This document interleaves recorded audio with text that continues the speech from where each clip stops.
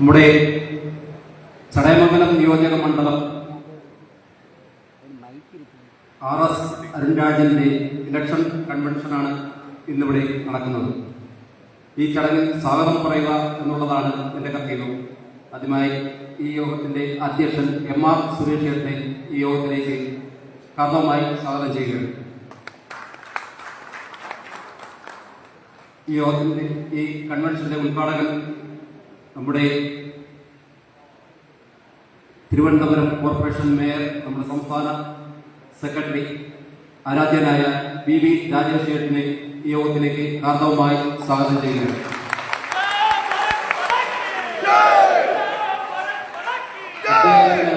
അദ്ദേഹത്തിന് ചടയമംഗലം നിയോജകമണ്ഡലത്തിന് വേണ്ടി ഒരു ഉപകാരം നൽകുന്നതിന് വേണ്ടി സ്ഥാനാർത്ഥിയെ ക്ഷണിക്കുകയാണ്.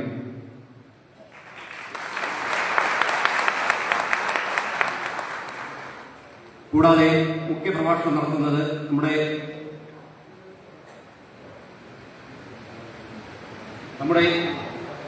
സ്ഥാനാർത്ഥിയെ സ്വീകരിക്കുന്നതിന് വേണ്ടി ശ്രീ BB രാജേഷ് ക്ഷണിക്കുകയാണ്.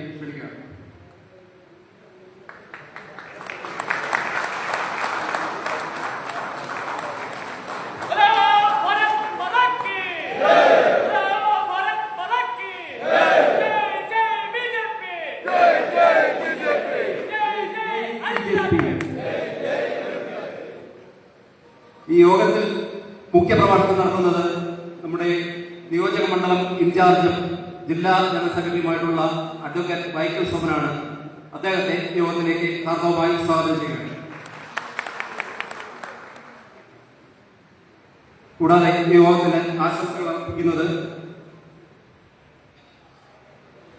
ഹരികുമാർ, ശിവസേന ജില്ലാ എക്സിക്യൂട്ടീവ് കമ്മിറ്റി അംഗം, ശ്രീ പുത്തേംബിയു BJP ജില്ലാ vice president, Shri S Vijayan സംസ്ഥാന കൗൺസിൽ അംഗം, B വിജയമോഹൻ സംസ്ഥാന കൗൺസിൽ അംഗം, പെരപ്പേൽ സുഭാഷ് സംസ്ഥാന കൗൺസിൽ അംഗം, കരിങ്ങന്നൂർ മനോജ് സംസ്ഥാന കൗൺസിൽ അംഗം, കൂടാതെ മണ്ഡലം ജനറൽ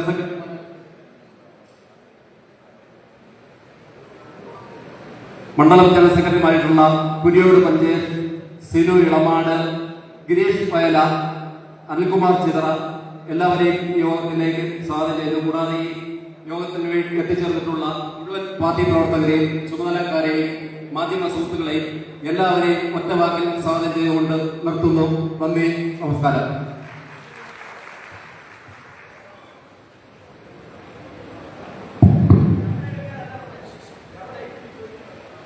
ബഹുമാന്യരെ, നമ്മുടെ ഈ നിൽക്കുന്ന പ്രവർത്തകർ മുഴുവൻ ഈ ഇടത് സൈഡിൽ കിടക്കുന്ന സീറ്റിലേക്ക് ഇരിക്കേണ്ടതാണ്. ബഹുമാന്യരെ, നമ്മുടെ രാജേഷിലേക്ക് അത്യാവശ്യമായി പോകേണ്ടത് കൊണ്ട് അധ്യക്ഷ പ്രസംഗം പിന്നീടാകാം എന്നുള്ളതുകൊണ്ട് നമ്മുടെ ഈ RS അരുൺരാജിന്റെ ചടയമംഗലം നിയോജക മണ്ഡലം ഇലക്ഷൻ കൺവെൻഷൻ ഔപചാരികമായി ഉദ്ഘാടനം ചെയ്യുന്നതിന് വേണ്ടി പാർട്ടിയുടെ സംസ്ഥാന സെക്രട്ടറി, ഇപ്പോ തിരുവനന്തപുരം മേയറും ആയി പ്രവർത്തിക്കുന്ന പ്രിയങ്കരനായ നമ്മുടെ ജില്ലയുടെ പ്രധാനി കൂടിയായിരുന്നു, ഇപ്പോ തിരുവനന്തപുരം മേയർ കൂടിയായ ഏറെ ബഹുമാന്യനായ ശ്രീമാൻ BB രാജേഷിനെ ഉദ്ഘാടനത്തിന് ശേഷം അദ്ദേഹം സംസാരിക്കുന്നതാണ്. ശ്രീ BB രാജേഷ് അവരുടെ ആദരപൂർവ്വം ക്ഷണിക്കുകയാണ്.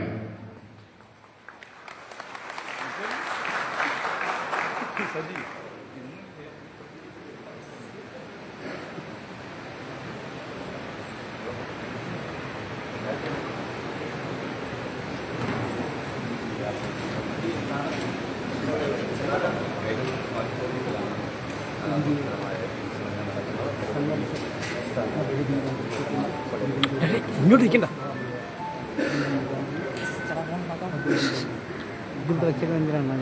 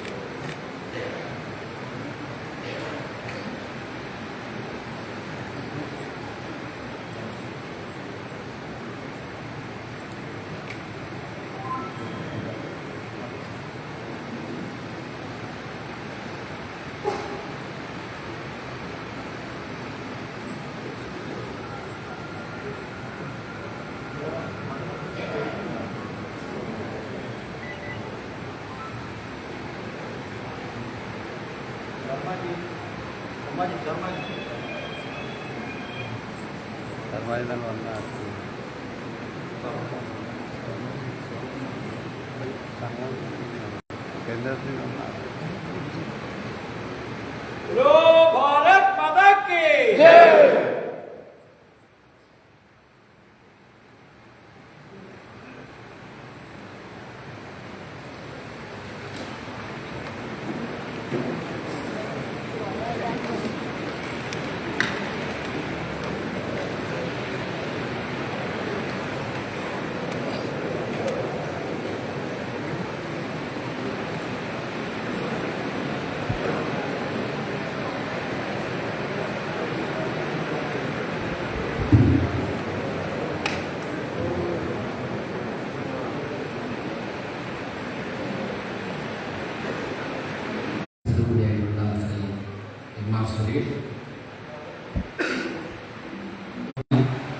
ശ്രീ വൈക്കൽ സോമൻ ബിജെപിയുടെ ജില്ലാ കമ്മിറ്റിയുടെ ജനറൽ സെക്രട്ടറി, ശ്രീ അശോകൻ, ശ്രീ ഹരികുമാർ ശിവസേനയുടെ ജില്ലാ കമ്മിറ്റി അംഗം, ബിജെപിയുടെ ജില്ലാ vice president Shri Puthayam Biju, Shri S Vijayan, B Vijayamohan, Shri Subhash, അതോടൊപ്പം തന്നെ ഗ്രാമപഞ്ചായത്ത് അംഗങ്ങളായിട്ടുള്ള ശ്രീ മഞ്ചേഷ്, മണ്ഡലം ജനറൽ സെക്രട്ടറിമാർ ശ്രീ മഞ്ചേഷ്, സിനു, ഗിരീഷ്, അനിൽകുമാർ, മറ്റ് ഈ വേദിയിലും സദസ്സിലും പങ്കെടുക്കുന്ന നിരവധി നേതാക്കന്മാരുണ്ട്. പ്രിയപ്പെട്ട സഹപ്രവർത്തകരെ എല്ലാവർക്കും നമസ്കാരം. എന്തായാലും ഇനി ഒരു 9 ദിവസം കൂടി കഴിയുമ്പോഴേക്കും കേരളത്തിൽ ചരിത്രം സൃഷ്ടിക്കാൻ പോകുന്ന തെരഞ്ഞെടുപ്പാണ്. ഇന്നലെ ഞാൻ മഞ്ചേശ്വരത്ത് മലബാർ മേഖലയിലെ ചില മണ്ഡലങ്ങളിൽ കഴിഞ്ഞ 2 ദിവസം യാത്ര ചെയ്തിട്ട് ഇന്ന് രാവിലെ വട്ടിയൂർക്കാവ് മണ്ഡലത്തിലെ ചില പരിപാടിയിൽ പങ്കെടുത്തിട്ടാണ് ഇവിടെ വന്നത്. ഇനി 6 മണിക്ക് ഈ മുരളീധരൻജിയുടെ കഴക്കൂട്ടം കൺവെൻഷനിൽ എത്തേണ്ടതായിട്ട് അതാണ് കുറച്ച് നേരത്തെ പോകണമെന്ന് പറഞ്ഞു. ഈ തെരഞ്ഞെടുപ്പ് ഒരുപാട് മാറ്റങ്ങൾ കേരള രാഷ്ട്രീയത്തിൽ വരുത്താൻ പോകുന്ന തെരഞ്ഞെടുപ്പാണ്. ഈ തെരഞ്ഞെടുപ്പ് സമയത്ത് ഞാൻ കണ്ണൂരിൽ പോയ സമയത്ത് ആദ്യം ഉണ്ടായിരുന്നത് ബഹുമാനപ്പെട്ട മുഖ്യമന്ത്രിയുടെ പഞ്ചായത്തിൽ ഒരു കുടുംബയോഗമായിരുന്നു ധർമ്മട മണ്ഡലത്തിൽ. ആ പഞ്ചായത്തിൽ അവിടെ ചെന്ന് അവിടുത്തെ പ്രവർത്തകരോട് അവിടുത്തെ പഞ്ചായത്തിനെ കുറിച്ച് സംസാരിച്ചപ്പോഴാണ് എനിക്ക് മനസ്സിലായത് ആ പഞ്ചായത്തിന്റെ നിരവധി വർഷങ്ങളായുള്ള ആവശ്യമാണ് ഒരു ശ്മശാനം വേണമെന്നത്. ആ പഞ്ചായത്തിൽ ഇന്ന് വരെ മുഖ്യമന്ത്രിയുടെ പഞ്ചായത്തിൽ അവിടുത്തെ സാധാരണക്കാരായ ആൾക്കാർ വർഷങ്ങൾ കൊണ്ട് ആവശ്യപ്പെട്ടിട്ട് ഒരു ശ്മശാനം പോലും ഇല്ലാത്ത തരത്തിലുള്ള പ്രവർത്തനമാണ് കണ്ണൂർ ജില്ലയിൽ മുഖ്യമന്ത്രിയുടെ പഞ്ചായത്തിലുള്ളത്. ഞാൻ അവിടെ ചോദിച്ചു, ശ്മശാനം ഇല്ല, വേറെ എന്തൊക്കെയാണ്? അപ്പോൾ എന്നോട് പറയുക, ബസ് സ്റ്റാൻഡിലോ അവിടുത്തെ റെയിൽവേ സ്റ്റേഷനിൽ റെയിൽവേയുടെ ഒക്കെ ആയിട്ടുണ്ട്, ബസ് സ്റ്റാൻഡിലോ അല്ലെങ്കിൽ അവിടെ അതിൻ്റെ അടുത്തോ ഇന്ന് വരെ ഒരു മൂത്രപ്പുര പോലും മുഖ്യമന്ത്രിയുടെ മണ്ഡലത്തിൽ അദ്ദേഹം കൊണ്ടുവന്നിട്ടില്ല എന്നുള്ളതാണ് അവിടുത്തെ പ്രവർത്തകർ എന്നോട് പറഞ്ഞത്. അവിടെ മറ്റാർക്കും തന്നെ ഇടപെട്ട് രാഷ്ട്രീയ പ്രവർത്തനം നടത്താനുള്ള സ്വാതന്ത്ര്യം ഇല്ലാത്തത് കൊണ്ട് അവിടെ അദ്ദേഹം മാന്യമായ ഒരു ഭൂരിപക്ഷത്തിൽ ജയിച്ചു പോകുന്ന ഒരു സാഹചര്യമാണ്. ധർമ്മടത്തിന്റെ ചരിത്രം ചോദിച്ചപ്പോഴേക്കും പറയുകയാണ്, ധർമ്മം കളിയാടുന്ന സ്ഥലമാണ് ധർമ്മടം, അങ്ങനെയാണ് ധർമ്മടത്തിന് ആ പേര് വന്നത്.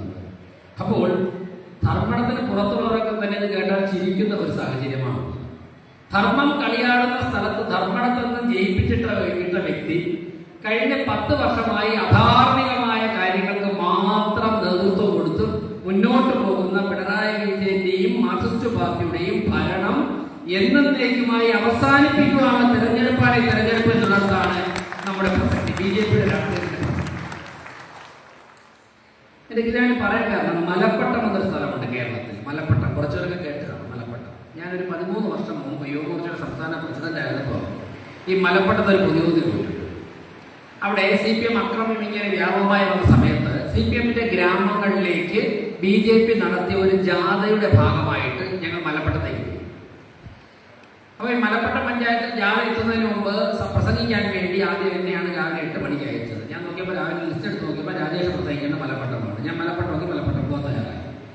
മലപ്പട്ടത്ത് അങ്ങോട്ട് ആ റോഡ് തിരിഞ്ഞ് മെയിൻ റോഡ്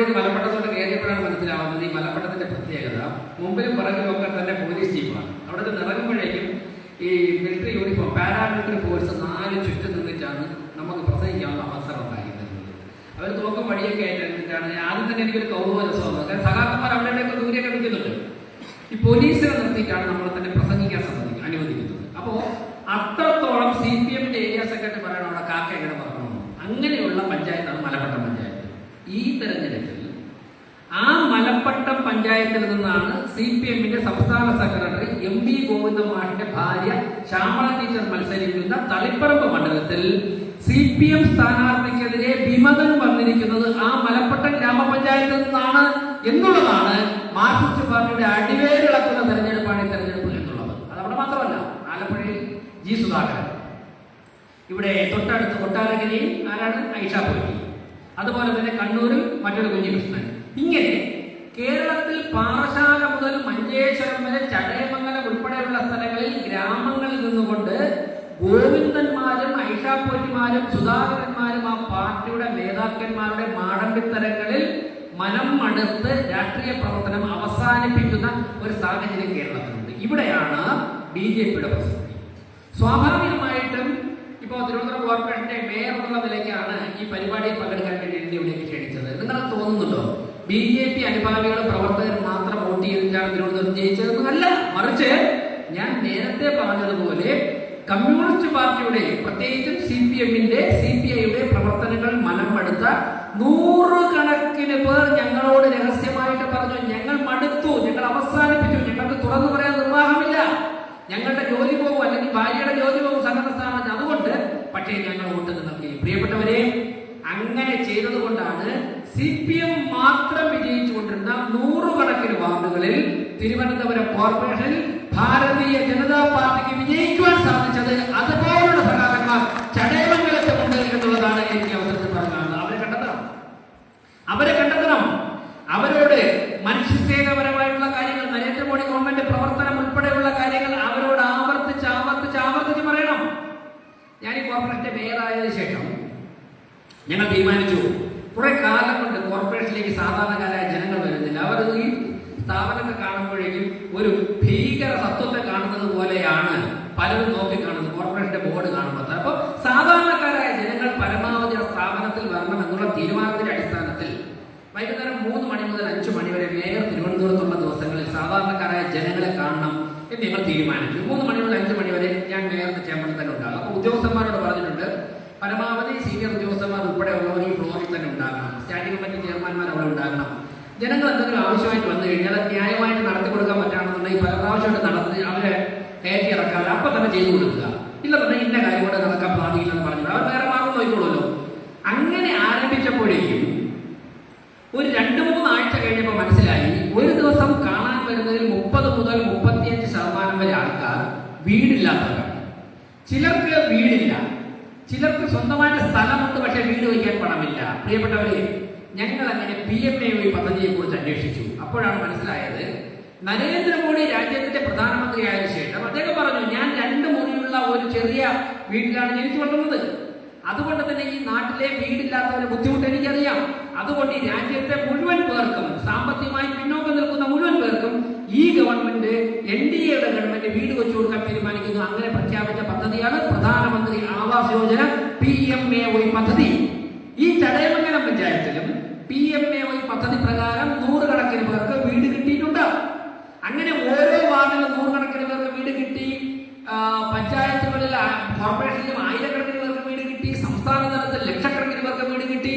ഇന്ത്യയിലാകമാനം കോടിക്കണക്കിന് പേർക്ക് നരേന്ദ്രമോദി ഗവൺമെന്റ് അധികാരത്തിൽ വന്നതിന് ശേഷം വീട് കിട്ടി. അടച്ചുറപ്പുള്ള വീട്ടിൽ ആൾക്കാർ താമസിച്ചു തുടങ്ങി. അതിനുശേഷം കേരളത്തിൽ നടന്ന പല തെരഞ്ഞെടുപ്പുകളിലും BJP-യുടെ വോട്ട് വിഹിതം വാർഡ് തലത്തിൽ ഉൾപ്പെടെ വർദ്ധിച്ചു. പിണറായിയുടെയും CPM-ന്റെയും ചിഞ്ചുറാണിയുടെ പാർട്ടിയിൽ ചേർന്നുകൊണ്ട് എന്താ ചിന്തിച്ചത്? ഇങ്ങനെ പോയി കഴിഞ്ഞാൽ പ്രധാനമന്ത്രി ആവാസ് യോജന ഇങ്ങനെ വ്യാപകമായിട്ട് കേരളത്തിൽ വന്നു കഴിഞ്ഞാൽ ആൾക്കാരൊക്കെ എന്ത് ചെയ്യും? ഒരു വീട് കൊടുത്താൽ ആൾക്കാരൊക്കെ തന്നെ പ്രധാനമന്ത്രിയുടെ പദ്ധതിയാണ്, പ്രധാനമന്ത്രി കൂടെ മുൻകൈയെടുത്ത പദ്ധതിയാണ് പറഞ്ഞുകൊണ്ട് ഒരുപക്ഷെ വോട്ട് മാറിയാലോ, അതുകൊണ്ട് നമുക്ക് ഈ പദ്ധതിയുടെ അടുത്ത ഘട്ടം കരാറിൽ ഉൾപ്പെടണ്ട. നിങ്ങൾ ചിഞ്ചുറാണി എന്ന് പറയുന്ന മന്ത്രിയെ, ഈ ഗവൺമെന്റ് നേതൃത്വം കൊടുക്കുന്ന മന്ത്രിയെ, ഇവിടുത്തെ സ്ഥാനാർത്ഥി വിളിച്ചെന്ന് ചോദിക്കണം, എന്തുകൊണ്ടാണ് PMAY പദ്ധതിയുടെ 2ാം ഘട്ടത്തിൽ താങ്കളും താങ്കളുടെ ഗവൺമെന്റ് ഒപ്പിടാത്തത്? പ്രിയപ്പെട്ടവരെ, ഞങ്ങൾക്കൊരു സത്യം മനസ്സിലാക്കി. ഈ PMAY പദ്ധതിക്ക് കേന്ദ്ര ഗവൺമെന്റിന്റെ വലിയൊരു ശതമാനം വിഹിതമുണ്ട്. സംസ്ഥാന സർക്കാരിന്റെയും ചെറിയൊരു വിഹിതമുണ്ട്. ബാക്കി പഞ്ചായത്തോ അല്ലെങ്കിൽ കോർപ്പറേഷനാണ് കൊടുക്കേണ്ടത്. ഞാൻ അക്കൗണ്ട്സ് ഓഫീസറെ വിളിച്ചു കോർപ്പറേഷനിൽ നോക്കിയപ്പോഴേക്കും വീട് വെച്ചു കൊടുക്കാനുള്ള പണം അവിടെ കെട്ടിക്കിടക്കുക. ഓരോ മാർച്ച് 31 ഈ പണം ചെലവഴിച്ചതിൽ പണം ലാപ്സായി പോവും. സംസ്ഥാന സർക്കാരിന്റെ പണം അവിടെ ഉണ്ട്, കേന്ദ്ര സർക്കാരിന്റെ പണമുണ്ട്. അപ്പോൾ കേന്ദ്ര സർക്കാരിന്റെയും സംസ്ഥാന സർക്കാരിന്റെയും കോർപ്പറേഷന്റെയും കയ്യിൽ ജനങ്ങൾക്ക് വീട് വെച്ചു കൊടുക്കാനുള്ള പണമുണ്ട്. ആൾക്കാർക്ക് വീടിനും ആവശ്യമുണ്ട്. ഈ CPM നേതൃത്വം കൊടുക്കുന്ന ഗവൺമെന്റ്, ഈ സ്ഥാനാർത്ഥി ചിഞ്ചുറാണിയുടെ നേതൃത്വം കൊടുക്കുന്ന ഗവൺമെന്റ്, നരേന്ദ്രമോദി കേന്ദ്രം ഭരിക്കുന്നത് കൊണ്ട് ആ കരാറിൽ ഒപ്പിടാനില്ല എന്ന് പറയുന്നത് കൊണ്ട് നികുതി കൊടുത്ത ജനങ്ങൾ വീടില്ലാതെ അകയുമ്പോൾ പണം അവിടെ കെട്ടിക്കിടക്കുന്നു. നോക്ക്, ഇതാണ് കമ്മ്യൂണിസം, ഇതാണ് മനുഷ്യ സ്നേഹം. സഖാക്കന്മാരോട് ഈ കാര്യങ്ങൾ പറയുവാൻ വേണ്ടി നമ്മൾ തയ്യാറാകണം. അങ്ങനെ ഞങ്ങളൊരു പദ്ധതി സ്വന്തമായി പ്രഖ്യാപിച്ചു. തിരുവനന്തപുരം കോർപ്പറേഷൻ പറഞ്ഞു, സംസ്ഥാന സർക്കാർ നിങ്ങളുടെ വിഹിതം തരണമെങ്കിൽ തരാം, തന്നില്ലെങ്കിൽ വേണ്ട. പക്ഷേ ഞങ്ങൾ ധൈര്യത്തോടെ ഇച്ഛാശക്തിയോടെ ഞങ്ങൾ പുതിയൊരു പദ്ധതി പ്രഖ്യാപിക്കുന്നു. ഈ കോർപ്പറേഷൻ വീടില്ലാത്ത സകലർക്കും വീട് കൊടുക്കുവാൻ തിരുവനന്തപുരത്തെ കോർപ്പറേഷൻ തീരുമാനിക്കുന്നു. ആ പദ്ധതിയുടെ പേരാണ് PMDY പദ്ധതി, പ്രധാനമന്ത്രി ഭവന യോജന. ഞാൻ ചോദിക്കട്ടെ, കേരളത്തിൽ CPM ഭരിക്കുന്ന LDF UDF ഒക്കെ ഭരിക്കുന്ന എത്രയോ പഞ്ചായത്ത് കോർപ്പറേഷൻ ഉണ്ട്? ആർക്കെങ്കിലും ഇത്തരത്തിൽ ഒരു പ്രഖ്യാപനം നടത്തി മുന്നോട്ട് പോകാൻ വേണ്ടി തയ്യാറുണ്ടോ? ഞങ്ങൾ കൊടുക്കാൻ പോവുകയാണ്. 2000 പേരുടെ ലിസ്റ്റ് തയ്യാറായി കഴിഞ്ഞു. ഇനി DPC എന്നൊരു കമ്മിറ്റി ഉണ്ട്, അതൊന്നും ഒരു അംഗീകാരം കിട്ടില്ല. ഇപ്പോൾ അവിടെ തടഞ്ഞു വെച്ചിരിക്കുക. ഇലക്ഷന് മുമ്പ് ആ പദ്ധതിക്ക് അംഗീകാരം തരാൻ പറ്റില്ല എന്ന് പറഞ്ഞുകൊണ്ട് തടഞ്ഞു വെച്ചിരിക്കുക. ഞങ്ങൾ മുകളിലേക്ക് കോടതിയിലേക്ക് പോവുകയാണ്, തെരഞ്ഞെടുപ്പ് കഴിഞ്ഞ ഉടൻ തന്നെ. അപ്പോൾ ഈ പദ്ധതി കേരളത്തിൽ നടപ്പിലാക്കുവാൻ അനുവദിക്കാത്ത ഒരു ഗവൺമെന്റാണ് LDF ഗവൺമെന്റ്, ഈ ചിഞ്ചുറാണിയുടെ ഗവൺമെന്റ്. നിങ്ങൾ ചോദിച്ചു നോക്കണം. കഴിഞ്ഞ ദിവസം ഞാൻ നിയമമണ്ഡലത്തിൽ പോയിരുന്നു. അവിടുത്തെ ജനങ്ങളോട് പറഞ്ഞു, നിങ്ങൾ ചോദിക്കണം PM ശ്രീ പദ്ധതി. നമുക്കറിയാമല്ലോ PM ശ്രീ പദ്ധതി എന്താ? PM ശ്രീ സാധാരണക്കാരുടെ മക്കൾ പഠിക്കുന്ന സ്കൂളുകളിൽ, ഗ്രാമീണ മേഖലയിൽ ഉൾപ്പെടെയുള്ള സ്കൂളുകളിൽ കുട്ടികൾക്ക് മെച്ചപ്പെട്ട വിദ്യാഭ്യാസം കിട്ടാൻ വേണ്ടി 1.5 കോടി 2 കോടി രൂപ കൊടുക്കുന്ന പദ്ധതിയാണ് കേന്ദ്ര ഗവൺമെന്റ് PM ശ്രീ പദ്ധതി. ആ പണം ആ സ്കൂളുകളിൽ കിട്ടിക്കഴിഞ്ഞാൽ സ്മാർട്ട് ക്ലാസ് റൂം നിർമ്മിക്കാം, കുട്ടികൾക്ക് നല്ല മികച്ച ലൈബ്രറി നിർമ്മിക്കാം, കുട്ടികൾക്ക് നല്ല ഭക്ഷണം കൊടുക്കാം. അതിലൂടെ മികച്ച വിദ്യാഭ്യാസം നേടുന്ന നമ്മുടെ സാധാരണക്കാരന്റെ മക്കൾ ഉന്നത പരീക്ഷയിൽ നല്ല വിജയം കരസ്ഥമാക്കി നല്ല നല്ല മേഖലകളിലേക്ക് പോകും. അതിനുവേണ്ടി നരേന്ദ്രമോദി ഗവൺമെന്റ് ആവിഷ്കരിച്ച പദ്ധതിയാണ് PM ശ്രീ പദ്ധതി. PM ശ്രീ പദ്ധതിയിൽ PM എന്ന പേര് വരുന്നത് കൊണ്ട് ഈ ശിവൻകുട്ടി സംഘം തീരുമാനിച്ചു ആ കരാറിൽ ഒപ്പിടണ്ട. ശിവൻകുട്ടി ഒരു സമയത്ത് ഒപ്പിടണമെന്ന് ആവശ്യപ്പെട്ടപ്പോൾ പോലും ഇവിടത്തെ സ്ഥാനാർത്ഥി ചിഞ്ചുറാണിയുടെ പാർട്ടി CPI എന്ന പാർട്ടിയുടെ നേതാവ് ബിനോയ് വിശ്വം അവിടെ പോയി സത്യാഗ്രഹം എടുത്തിട്ടാണ് ആ പദ്ധതിയെ മുടക്കിയത്. ചടയമംഗലം നിയോജക മണ്ഡലത്തിൽ CPI മത്സരിക്കുമ്പോഴേക്കും ഇവിടുത്തെ ഓരോ വീടുകളിലും നിങ്ങളുടെ മക്കൾക്ക് മെച്ചപ്പെട്ട വിദ്യാഭ്യാസം കിട്ടുവാനുള്ള അവസരത്തെ തടഞ്ഞ പാർട്ടിയുടെ പ്രതിനിധിയാണ് മത്സരിക്കുന്നത് എന്ന് പറയുവാൻ വേണ്ടി ഇവിടുത്തെ ഓരോ BJP NDA പ്രവർത്തകർ തയ്യാറാകണമെന്നാണ് എനിക്ക് പറയുവാനുള്ളത്. പ്രിയപ്പെട്ടവരെ, ഞാൻ 2 കാരണങ്ങളാണ് പറഞ്ഞത്. ഇത് രണ്ടും പട്ടിണിപ്പാവങ്ങളെ സാധാരണക്കാരെ ബാധിക്കുന്ന പ്രശ്നങ്ങളാണ്. ഇതിൽ നിന്നും ഈ ഭരണത്തിൽ നിന്നും മോചനം നേടുവാൻ വേണ്ടിയുള്ള തെരഞ്ഞെടുപ്പാണ് ഈ തെരഞ്ഞെടുപ്പ്. മാർക്സിസ്റ്റ് പാർട്ടിയുടെ കഴിഞ്ഞ 10 വർഷത്തെ ചെയ്തികളെ കുറിച്ച് പറഞ്ഞാൽ 1 ദിവസമോ 2 ദിവസമോ അല്ല, ഒരു മാസങ്ങളോളം പറയുവാനുള്ള കാര്യങ്ങൾ കഴിഞ്ഞ 10 വർഷം കൊണ്ട് നടക്കുകയാണ്. എങ്ങനെയാണ് അവർക്ക് 10 വർഷം നടത്താൻ സാധിക്കുന്നത്? എങ്ങനെയാണ് ഈ 10 വർഷം ഇങ്ങനെ അവർക്ക് ഭരിക്കാൻ സാധിച്ചത്? അവർക്ക് ഈ 10 വർഷവും ഇത്തരത്തിൽ ഭരിക്കാൻ സാധിച്ചതിൽ ഒന്നാം പ്രതി VD സതീശനും ഇന്ത്യൻ നാഷണൽ കോൺഗ്രസും UDFുമാണ് എന്നുള്ള കാര്യത്തിൽ യാതൊരു സംശയവുമില്ല. ചോദിക്കണം. ഇപ്പൊ മുഖ്യമന്ത്രിയാവാൻ നടക്കുകയാണ്. 140 മണ്ഡലങ്ങളാണ്, 250 പേര് മുഖ്യമന്ത്രിയാവാൻ നടക്കുന്നുണ്ട്. 18 വയസ്സ് ആയവർ മുതൽ 80 വയസ്സായവർ തന്നെ മുഖ്യമന്ത്രി കസേര സ്വപ്നം കണ്ട് നടക്കുക. ഒരു ചുക്ക് നടക്കാൻ പോകുന്നില്ല, ഒന്നും കിട്ടാൻ പോകുന്നില്ല. എങ്ങനെയാ കിട്ടുന്നത്? നമുക്കറിയാം. ജനാധിപത്യത്തിൽ പ്രതിപക്ഷത്തിന്റെ റോൾ എന്താ? ജനാധിപത്യത്തിൽ എന്താണ് പ്രതിപക്ഷത്തിന്റെ റോള്? ജനാധിപത്യത്തിൽ പ്രതിപക്ഷത്തിന്റെ റോൾ എന്ന് പറഞ്ഞാൽ ഒരു തിരുത്തൽ ശക്തി, കറക്റ്റീവ് ഫോഴ്സ്. ഭരണപക്ഷം തെറ്റുകൾ ചെയ്യുമ്പോൾ, ഭരണപക്ഷം ജനങ്ങളിൽ നിന്ന് അകലുമ്പോൾ, ഭരണപക്ഷം അഴിമതി കാണിക്കുമ്പോൾ ആ ഭരണപക്ഷത്തെ തിരുത്തുവാനുള്ള ഉത്തരവാദിത്വമാണ് ജനാധിപത്യത്തിൽ പ്രതിപക്ഷത്തിന് നൽകിയിരിക്കുന്നത്. VD സതീശന് സംസ്ഥാന സർക്കാരിന്റെ കാറും കൊടുത്ത് ക്യാബിനറ്റ് പദവിയും കൊടുത്ത് കേരളം മുഴുവൻ യാത്ര ചെയ്യാൻ വേണ്ടി വിട്ടുകൊടുത്തിരിക്കുന്നത് തെറ്റു ചെയ്യുമ്പോൾ സംസ്ഥാന സർക്കാരിനെ തിരുത്തുവാനും അവർക്കെതിരായി സമരങ്ങൾ സംഘടിപ്പിക്കുവാനുമാണ്. ഞാൻ ചോദിക്കട്ടെ, കഴിഞ്ഞ 10 വർഷമായി ഒരു ദിവസം VD സതീശൻ ജയിലിൽ കിടന്നിട്ടുണ്ടോ? പിണറായി വിജയന്റെ ഗവൺമെന്റിന്റെ തെറ്റായ ചെയ്തികൾക്കെതിരെ ഏതെങ്കിലും ഒരു സമരം നടത്തിയിട്ട് ഒരു ദിവസം രമേശ് ചെന്നിത്തല ജയിലിൽ കിടന്നിട്ടുണ്ടോ?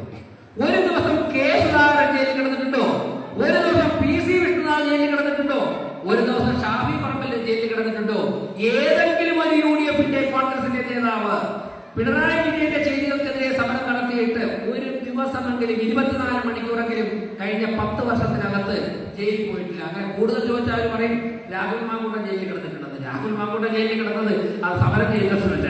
രാഹുൽ മാങ്കൂട്ടം കിടന്നത് അതാ പറയും. കൂടുതൽ ചോദിച്ച കോൺഗ്രസ് അല്ല, അതും പറയേണ്ട അപ്പുറം പറയും. രാഹുൽ മാങ്കൂട്ടം ജയിലിൽ കിടന്ന് വെളിപ്പറയാൻ പറ്റാത്ത കാര്യത്തില്ല. അല്ലാതെ പ്രതിപക്ഷം എന്നുള്ള നിലയ്ക്ക് നിങ്ങൾ ഒരു ദിവസവും ജയിലിൽ കിടന്നില്ല. നിങ്ങൾ മുഖ്യമന്ത്രിയാവാൻ തയ്യാറെന്നാ പറയുന്നത്. ഒന്നും ആവാൻ പോകുന്നില്ല.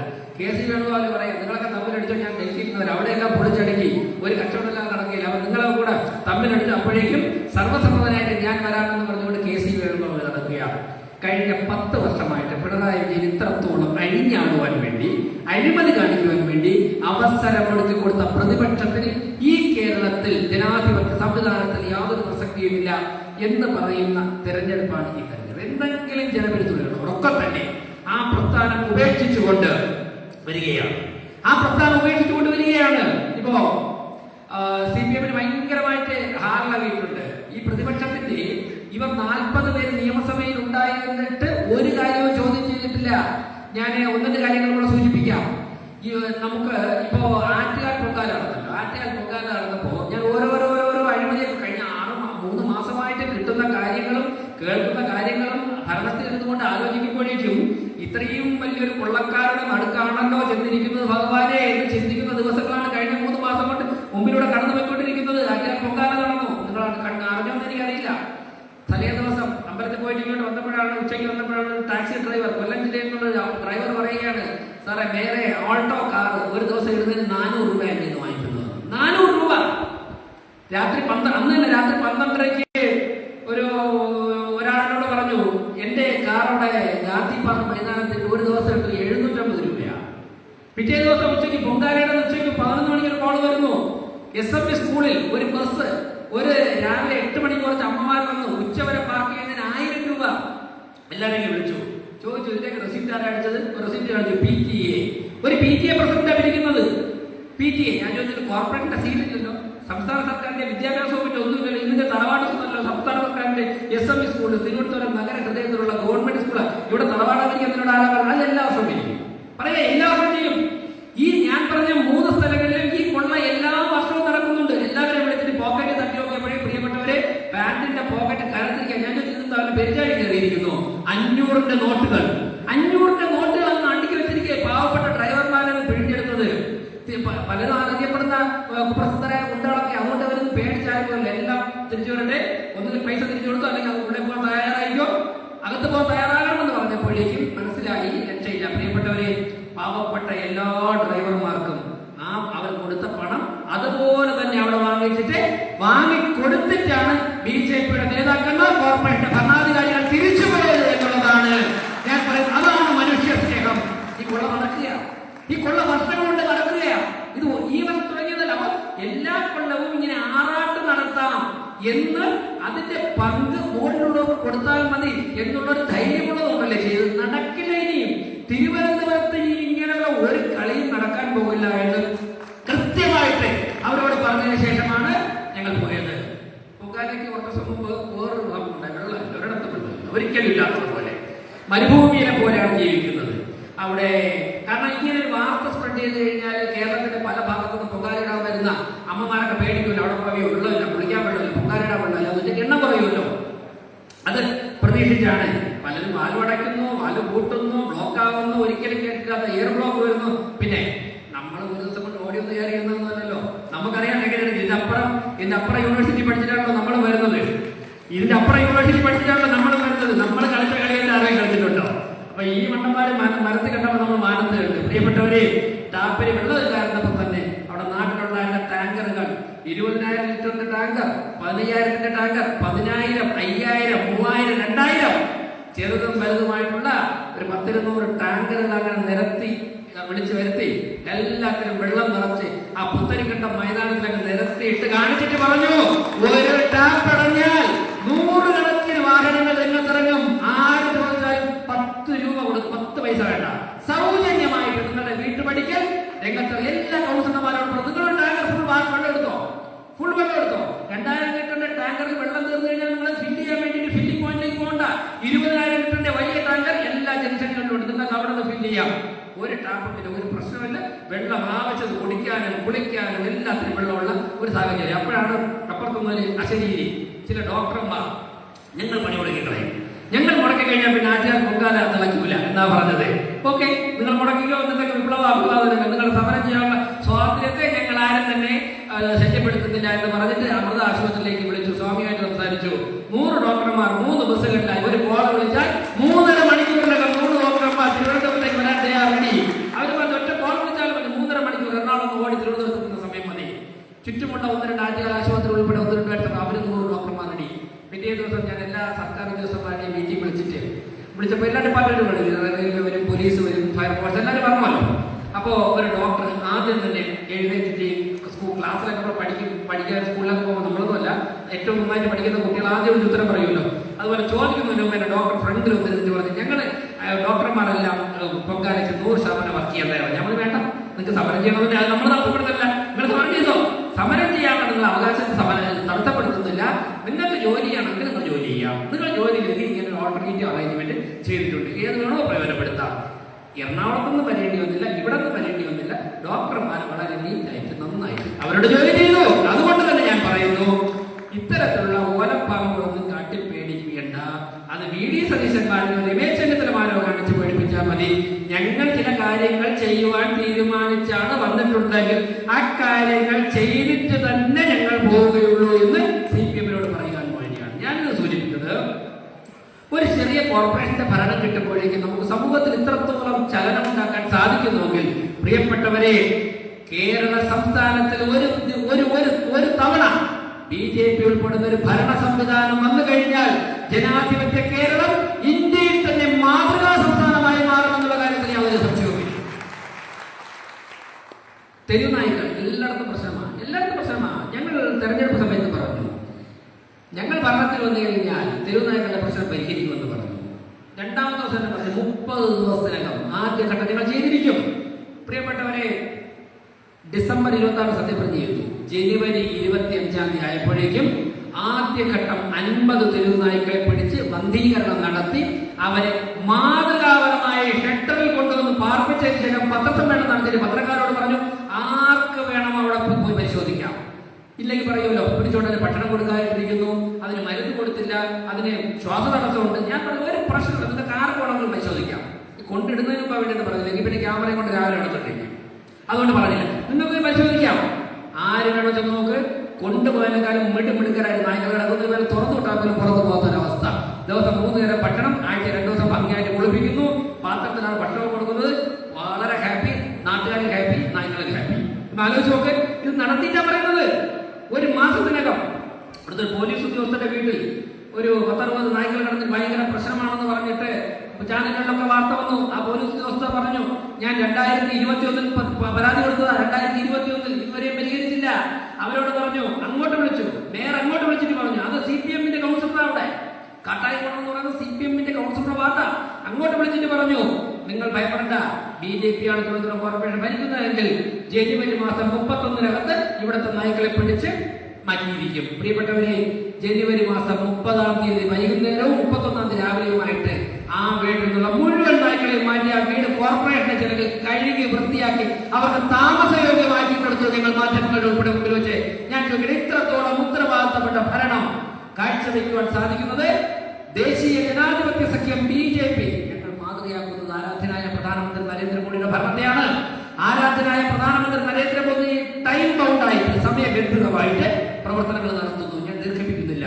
ഈ ഒരു ഭരണം ജനാധിപത്യ കേരളത്തിൽ കൊണ്ടുവരുവാൻ വേണ്ടിയാണ് ദേശീയ ജനാധിപത്യ സഖ്യത്തിന്റെ സ്ഥാനാർത്ഥിയായിട്ടുള്ള ശ്രീ അരുൺ രാജിന് താമരയുടെ വോട്ട് രേഖപ്പെടുത്തി വിജയിപ്പിക്കണമെന്ന് പറയുന്നത്.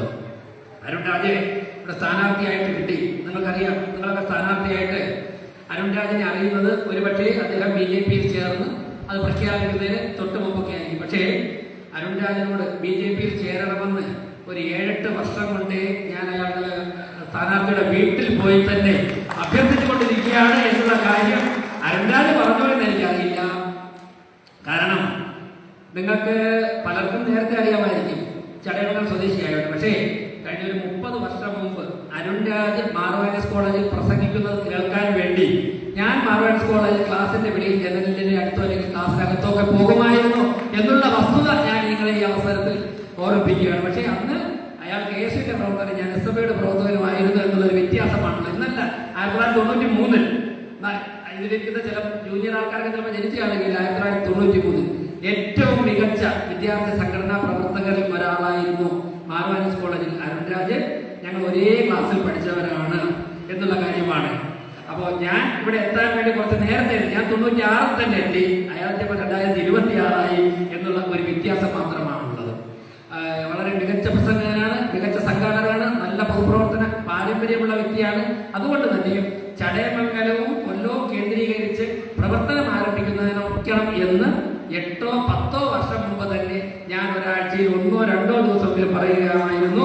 കഴിഞ്ഞ പാർലമെന്റ് തെരഞ്ഞെടുപ്പിന് തൊട്ട് മുമ്പ് ഞങ്ങൾ ചുണ്ടിനും കപ്പിനും ഇടയ്ക്ക് പാർട്ടിയിൽ ചേർക്കുവാനുള്ള എല്ലാ നീക്കങ്ങളും ഞങ്ങൾ നടത്തിയിരുന്നു. പക്ഷെ അതിന്റെ സമയം ഇപ്പോഴാണ് ആയത് എന്നുള്ളതാണ്. യാതൊരു സംശയവും വേണ്ട, ചടയമംഗലം നിയോജക മണ്ഡലത്തിന് ഏറ്റവും പറ്റിയ, ഇനി പലരുമുണ്ട്, ഞാൻ അതൊക്കെ ഇപ്പൊ പറയുന്നില്ല, അല്ലാതെ തന്നെ വന്നതിന് ശേഷം പറയാം. വർക്കുകൾ നടന്നുകൊണ്ടിരിക്കുന്നേ ഉള്ളൂ. കേരളത്തിൽ ഇതുപോലെ പലരും ഉണ്ട്. എന്തായാലും ചടയമംഗലം നിയോജക മണ്ഡലത്തിന് ഏറ്റവും പറ്റിയ ഒരു സ്ഥാനാർത്ഥി തന്നെയാണ് ഇവിടെ ഉള്ളത്. മറ്റൊന്ന്, ചടയമംഗലം നിയോജക മണ്ഡലത്തിൽ ഞാൻ ചുരുക്കം മണ്ഡലത്തിൽ മാത്രമേ പരിപാടികൾക്ക് പോകാൻ പറ്റുന്നുള്ളൂ. തിരുവനന്തപുരത്താണ് നിൽക്കുന്നത്. പക്ഷെ ചടയമംഗലത്ത് വന്നത് സ്ഥാനാർത്ഥിയായിട്ടുള്ള ഒരു മുൻപരിചയം മാത്രമല്ല, ചടയമംഗലം നിയോജക മണ്ഡലം കേരളത്തിന്റെ BJP രാഷ്ട്രീയത്തിൽ ഒരുപാട് സംഭാവനകൾ നൽകിയ, ഇനിയും നൽകാൻ പോകുന്ന മണ്ഡലമാണ്. ആദ്യമായിട്ട് കേരളത്തിൽ പഞ്ചായത്ത് മെമ്പർമാരെ ജയിപ്പിക്കുന്നതിൽ ഒരു പഞ്ചായത്ത് ചടയമംഗലം ഗ്രാമപഞ്ചായത്തായിരുന്നു എന്നുള്ള കാര്യം നമുക്ക് ഒരിക്കലും മറക്കാൻ സാധിക്കുകയില്ല. അതൊക്കെ തന്നെ സുവർണ ലിപികളിൽ കേരള BJPയുടെ ചരിത്രത്തിൽ എഴുതി ചേർത്തിട്ടുള്ള കാര്യമാണ്. ഉറങ്ങുന്ന സിംഹത്തെ ഉണർത്തി കഴിഞ്ഞാൽ പിന്നെ പിടിച്ചാൽ കിട്ടുകയില്ല എന്നുള്ളൊരവസ്ഥയാണ് ചടയമംഗലം നിയോജക മണ്ഡലത്തിലുള്ളത് എന്നാണ് എനിക്ക് സൂചിപ്പിക്കാനുള്ളത്. തീർച്ചയായിട്ടും നല്ല പരിചയസമ്പന്നരായ പൊതുപ്രവർത്തകരാണുള്ളത്. പിന്നെ മാർക്സിസ്റ്റ് പാർട്ടിയുടെ ഈ ഭൂതം നിധികാക്കുന്നത് പോലെ കാത്തുവച്ചിരിക്കുന്ന ചില കോട്ടകളൊക്കെ ഉണ്ടല്ലോ, ആ കോട്ടകളൊക്കെ ഒരു ചെറിയ തട്ട് കെട്ടിയാൽ മതി. ഇപ്പൊ ആ കോട്ടകളൊക്കെ തന്നെ അങ്ങനെ. ഇപ്പൊ കടയ്ക്കൽ ഗ്രാമപഞ്ചായത്തിലെ കഴിഞ്ഞ പാർലമെന്റ് തെരഞ്ഞെടുപ്പിൽ നമുക്ക് താരതമ്യേന പ്രവർത്തനം കുറഞ്ഞു നടന്നത് അല്ലേ? ഞാൻ കഴിഞ്ഞ ഇവിടെ പ്രഭാരിയായിരുന്നപ്പോഴേക്ക് കണക്കെടുക്കാൻ പോയപ്പോ കടയ്ക്കൽ ഗ്രാമപഞ്ചായത്തിൽ ഇപ്പൊ ചടയമംഗലത്ത് നടന്നതുപോലെ അത്രയും വലിയ പ്രവർത്തനം നടന്നിട്ടില്ല, എല്ലാ ബൂത്തിലും നടന്നിട്ടില്ല. പക്ഷേ നമുക്ക് ഈ നിയോജക മണ്ഡലത്തിൽ ഏറ്റവും കൂടുതൽ വോട്ട് കിട്ടിയത് കടയ്ക്കൽ ഗ്രാമപഞ്ചായത്തായിരുന്നു എന്നുള്ള വസ്തുതയാണ് മാർക്സിസ്റ്റ് പാർട്ടിയെ അവരുടെ കോട്ടകളിൽ, കേന്ദ്രങ്ങളിൽ ജനങ്ങൾ എത്രമാത്രം വെറുക്കുന്നു, അവരിൽ നിന്നും അകലുന്നു എന്നുള്ളതാണ് ബോധ്യപ്പെടുത്തുന്നത്. ആരാണ് പോസ്റ്റ് ഒട്ടിക്കുന്ന അറിഞ്ഞൂടാ, പോസ്റ്റ് ഒട്ടിക്കാൻ ആളില്ല, പ്രകടനം നടത്താൻ ആളില്ല. പക്ഷേ പെട്ടി തുറക്കുമ്പോഴേക്കും താമരയുടെ അടത്തിൽ വോട്ട് വരുന്നു. ഇത് തന്നെയാണ് ത്രിപുരയിൽ സംഭവിച്ചത്. ഇത് തന്നെയാണ് ഭരണം കിട്ടിയ തിരുവനന്തപുരത്ത് പലയിടത്തും സംഭവിച്ചത്. ഇത് തന്നെ ചടയമംഗലം നിയോജക മണ്ഡലത്തിൽ സംഭവിച്ചാൽ ഒരു സംശയവും വേണ്ട, യാതൊരു സംശയവും വേണ്ട. ചടയമംഗലം നിയോജക മണ്ഡലത്തിന്റെ MLA, BJPയുടെ MLA കേരള നിയമസഭയിൽ എത്തിയിരിക്കും. അപ്പോൾ മെയ് മാസം 4-ാം തീയതി കഴിഞ്ഞ് RS അരുൺരാജ് സത്യപ്രതിജ്ഞ ചെയ്യാൻ വേണ്ടി തിരുവനന്തപുരത്തേക്ക് നിങ്ങൾ ഉൾപ്പെടെ വരുമ്പോഴേക്കും നിങ്ങളെ സ്വീകരിക്കുവാൻ മേയറും ഡെപ്യൂട്ടി മേയറും ഉൾപ്പെടെ 51 കൗൺസിലർമാർ തിരുവനന്തപുരത്ത് കാത്തു നിൽക്കുമെന്നാണ് എനിക്ക് നിങ്ങളോട് പറയുവാനുള്ളത്. ഈ അവസരത്തിൽ താമരയുടെ അദ്ദേഹത്തിന് വോട്ട് രേഖപ്പെടുത്തണമെന്ന് ഒരിക്കൽ കൂടി അഭ്യർത്ഥിച്ചുകൊണ്ട് ഇനി വരാൻ പോകുന്ന 10 ദിവസങ്ങൾ രാത്രിയെ പകലാക്കിക്കൊണ്ടുള്ള എല്ലാ പേരിലും എത്തിക്കൊണ്ടുള്ള പ്രവർത്തനമായിരിക്കണം നമ്മൾ നടത്തുന്നത്. അതിനുവേണ്ടിയുള്ള ശക്തി ജഗദീശ്വരൻ തട്ടെ എന്ന് പറഞ്ഞുകൊണ്ട് ഈ പരിപാടി ഉദ്ഘാടനം പ്രഖ്യാപിക്കുന്നു. നന്ദി, നമസ്കാരം.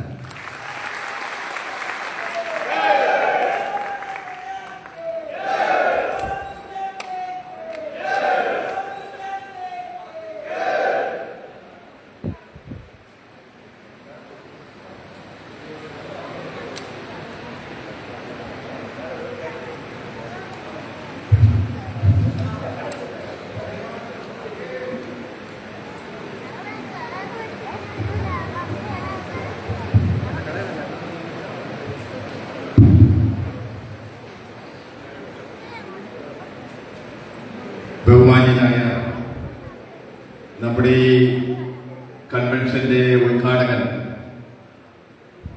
തിരുവനന്തപുരം മേയർ കൂടിയായിട്ടുള്ള ശ്രീമൻ VV രാജേഷ്, ഈ വേദിയിൽ ഇന്നത്തെ ഈ കൺവെൻഷനിൽ പങ്കെടുക്കുന്ന പാർട്ടിയുടെ സ്ഥാനാർത്ഥി, NDAയുടെ സ്ഥാനാർത്ഥി ശ്രീമാൻ RS അരുൺരാജ്, ഇന്നത്തെ ഈ പരിപാടിയിൽ മുഖ്യ പ്രഭാഷണം നടത്തുന്ന നമ്മുടെ നിയോജക മണ്ഡലത്തിന്റെ ഇൻചാർജും പാർട്ടിയുടെ ജില്ലാ ജനറൽ സെക്രട്ടറിയുമായിട്ടുള്ള അഡ്വക്കേറ്റ് വൈക്കൽ സോമൻ, ശിവസേനയുടെ ജില്ലാ കൗൺസിൽ അംഗം ശ്രീ ഹരികുമാർ, പാർട്ടിയുടെ ജില്ലാ വൈസ് പ്രസിഡന്റ് ശ്രീ കൊത്തയം ബിജു, BJPയുടെ സ്റ്റേറ്റ് കൗൺസിൽ മെമ്പർമാർ ശ്രീമാൻ S. വിജയൻ, ശ്രീ വിജയമോഹൻ, ശ്രീ പെരപ്പയ്യ സുഭാഷ്, ശ്രീ കരിങ്ങന്നൂർ മനോജ്,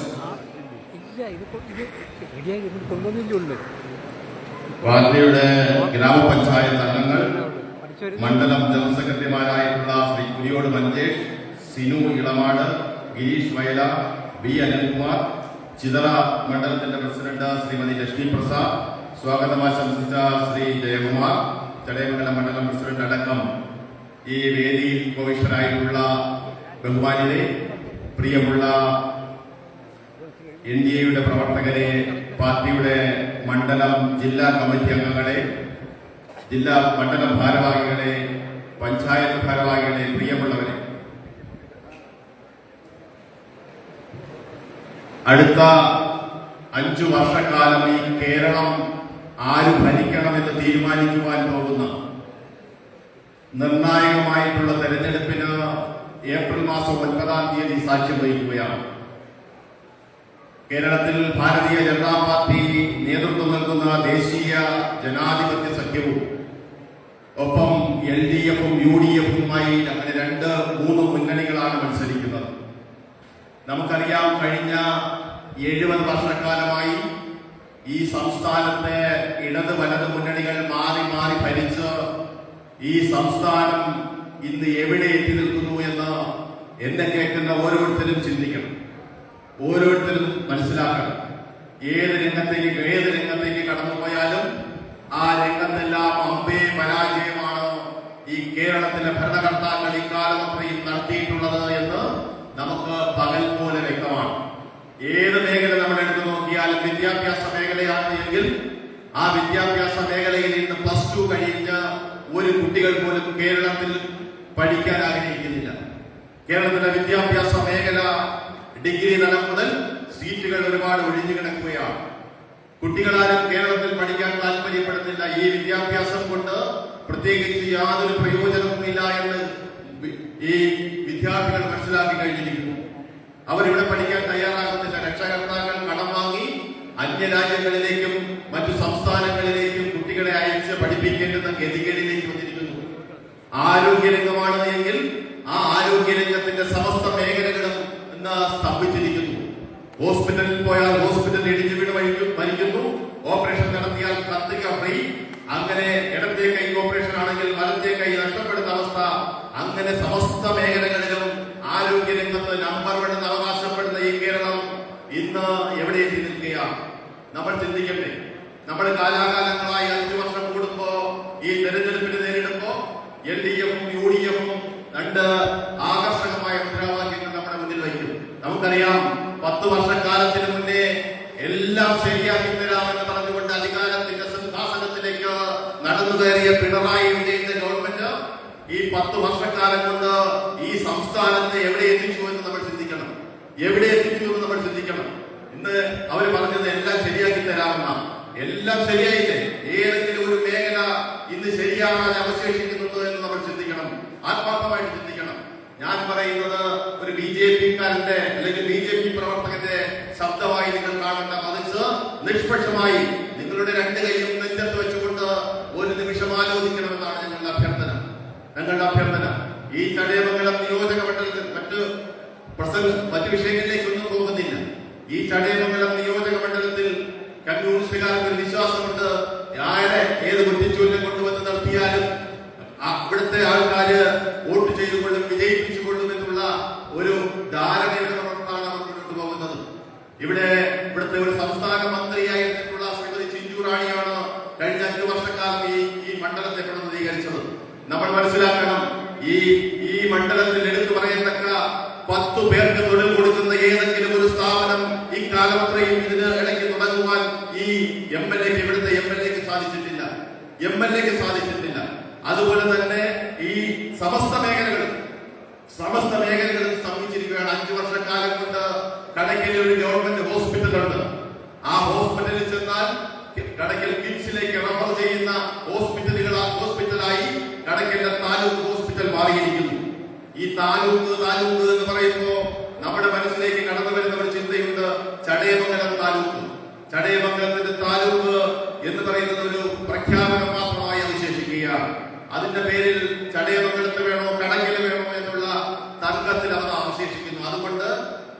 ഭരിക്കുന്ന ഒരു രാഷ്ട്രീയക്കാരനും ഒരു ജനപ്രതിനിധിയും ആ വിഷയത്തിൽ തൊടുന്നില്ല. അതിന്റെ പരിണത ഫലമെന്താ? ഇവിടെ ഒരു താലൂക്ക് യാഥാർത്ഥ്യമാകുന്നില്ല. ഇപ്പൊ തീർച്ചയായിട്ടും അതൊക്കെ യാഥാർത്ഥ്യമാകണമെങ്കിൽ, ആ യാഥാർത്ഥ്യത്തിലേക്ക് നടന്നെടുക്കണമെങ്കിൽ ഒരു മാറ്റം അനിവാര്യമായ രാഷ്ട്രീയ മാറ്റത്തിന് ചടയമംഗലം തുടക്കം കുറിക്കണം. നമുക്കറിയാം, നേരത്തെ ഇവിടെ സൂചിപ്പിച്ചു, ചടയമംഗലം നിയോജക മണ്ഡലം എന്ന് പറയുന്നത്, ചടയമംഗലം എന്ന് പറയുന്നത് BJPയെ സംബന്ധിച്ചിടത്തോളം ചരിത്രത്തിന്റെ ഭാഗമാണ്. കൊല്ലം ജില്ലയിൽ ആദ്യമായി ഒരു പഞ്ചായത്ത് മെമ്പറെ ശിവദാസൻ ചേട്ടനിലൂടെ സംഭാവന ചെയ്തിട്ടുള്ള ഗ്രാമപഞ്ചായത്താണ് ചടയമംഗലം. തീർച്ചയായും മെയ് 4-ാം തീയതി റിസൾട്ട് വരുമ്പോ ചടയമംഗലത്തിന്റെ MLA BJPയുടെ MLA ആയി, കൊല്ലം ജില്ലയിൽ ആദ്യത്തെ MLA BJPയുടെ MLA ആയി ആ ഒരു സാഹചര്യത്തിലേക്ക് നമുക്ക് സൃഷ്ടിച്ചെടുക്കുവാൻ നമുക്ക് കഴിയണം. ആത്മാർത്ഥമായി നമ്മൾ പരിശ്രമിച്ചാൽ തീർച്ചയായും ഒരു നല്ല വിജയം നമുക്ക് നേടിയെടുക്കാൻ സാധിച്ചു. കേരളത്തിലെ രണ്ട് മുന്നണികളും, കോൺഗ്രസ് ആണെങ്കിലും കമ്മ്യൂണിസ്റ്റ് ആണെങ്കിലും, അവര് പരസ്പരം അളിയലുമാണ്. നമ്മുടെ കേരളത്തിന്റെ കളിയിക്കാവുക കഴിഞ്ഞാൽ, ആര്യങ്കാവ് കഴിഞ്ഞാൽ, വാളയാർ ചെക്ക് പോസ്റ്റ് കഴിഞ്ഞാൽ, ഈ രണ്ടുപേരും അങ്ങ് കാശ്മീർ വരെ ഒരു മുന്നണിയായി നിന്ന് ഭാരതീയ ജനതാ പാർട്ടിയെ നേരിടുന്ന ചിത്രം നമുക്ക് കാണാൻ സാധിക്കും. നമ്മുടെ തമിഴ്നാട്ടിൽ രണ്ടുപേരും ഒരു മുന്നണിയില്ല. തമിഴ്നാട് കഴിഞ്ഞ അങ്ങോട്ട് എല്ലാ സംസ്ഥാനങ്ങളിലും അവര് ഒരുമിച്ച് നിന്നുകൊണ്ടാണ് BJPയെ നേരിടുന്നത്. തീർച്ചയായിട്ടും അവരുടെ ഈ രഹസ്യബാന്ധവം മറ്റ് സംസ്ഥാനങ്ങളിൽ നടക്കുകയും ഇവിടെ അവർ പ്രത്യക്ഷത്തിൽ രണ്ടാണ് എങ്കിലും അവര് കേരളം ചർച്ച ചെയ്യുന്നു ഡീലിനെ കുറിച്ച്. യഥാർത്ഥത്തിൽ ഡീല് നടക്കുന്നത് കേരളത്തിലെ ഇടതുപക്ഷവും വലതുപക്ഷവും തമ്മിലാണ് എന്ന് നമുക്ക് മനസ്സിലാകും. കാരണം എവിടെയെങ്കിലും BJPയുടെ ഒരു പഞ്ചായത്ത് മെമ്പറെങ്കിലും ജയിച്ചു വരുമെന്ന് തോന്നിയാൽ അവിടെ ഈ അളിയനും കൂടി ഒന്നാകുന്ന ചിത്രമാണ് നമുക്ക് കാണാൻ സാധിക്കുന്നത്. അതുകൊണ്ട് ഈ രണ്ട് മുന്നണികളെയും തിരസ്കരിച്ചുകൊണ്ട് അവസരവാദത്തിനും വർഗീയതയ്ക്കും താലോലിക്കുന്ന ഈ രണ്ട് മുന്നണികൾക്കുമെതിരെ വിധിയെഴുതുവാൻ ഈ മാസം 9-ാം തീയതി, ഏപ്രിൽ 9-ാം തീയതി നടക്കുന്ന തിരഞ്ഞെടുപ്പിൽ നമുക്ക് കഴിയണം. തീർച്ചയായിട്ടും അതിനുള്ള അവസരം നമ്മൾ പരമാവധി വിനിയോഗിച്ചുകൊണ്ട് ഒരു മാറ്റത്തിന് നാന്ദി കുറിക്കുവാൻ ഈ ചടയമംഗലത്ത് നിന്നും ശ്രീമാൻ അരുൺ രാജൻ അനുകൂലമായി വിധി എഴുതിക്കൊണ്ട് നമ്മൾ പ്രവർത്തിക്കുവാൻ തയ്യാറാകണമെന്ന് അഭ്യർത്ഥിച്ചുകൊണ്ട് തുടർന്ന് മുഖ്യപ്രഭാഷണം നടത്തുന്നതിന് വേണ്ടി പാർട്ടിയുടെ ജില്ലാ general secretary advocate Vaikkal Soman അവരെ ക്ഷണിക്കുകയാണ്.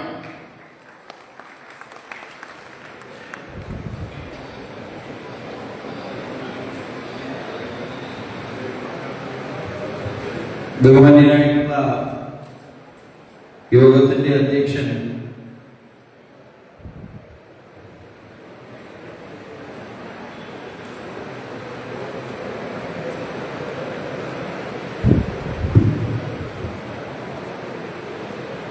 MR സുരേഷ് ജി, അതുപോലെ പ്രിയങ്കരനായിട്ടുള്ള സ്ഥാനാർത്ഥി RS അരുൺ രാജ് ജി, മറ്റു വേദിയിൽ ഉപവിഷ്ടരായിരിക്കുന്ന വിജയവാഡയിൽ നിന്നും നമ്മളുടെ പ്രവർത്തനത്തിന് വേണ്ടി ഈ നിയോജക മണ്ഡലത്തിൽ മുക്കിലും മൂലയിലും പ്രവർത്തിച്ചുകൊണ്ടിരിക്കുന്ന ഗോപാൽ കൃഷ്ണ ശർമ്മജി, അതുപോലെ പുത്തയം ബിജു BJP ജില്ലാ വൈസ് പ്രസിഡന്റ്, S വിജയൻ സംസ്ഥാന കൗൺസിൽ അംഗം, V വിജയമോഹനൻ സംസ്ഥാന കൗൺസിൽ, പെരപ്രിയ സുഭാഷ് ജി സംസ്ഥാന കൗൺസിൽ അംഗം, ഗ്രാമപഞ്ചായത്ത് അംഗങ്ങൾ, അതുപോലെ മണ്ഡലത്തിന്റെ general secretary Kuriyode Manjesh Sinu, Elamad Girish, Vayalar B Anilkumar, മണ്ഡലം പ്രസിഡന്റ് ലക്ഷ്മി പ്രസാദ്, ജയകുമാർ, മറ്റ്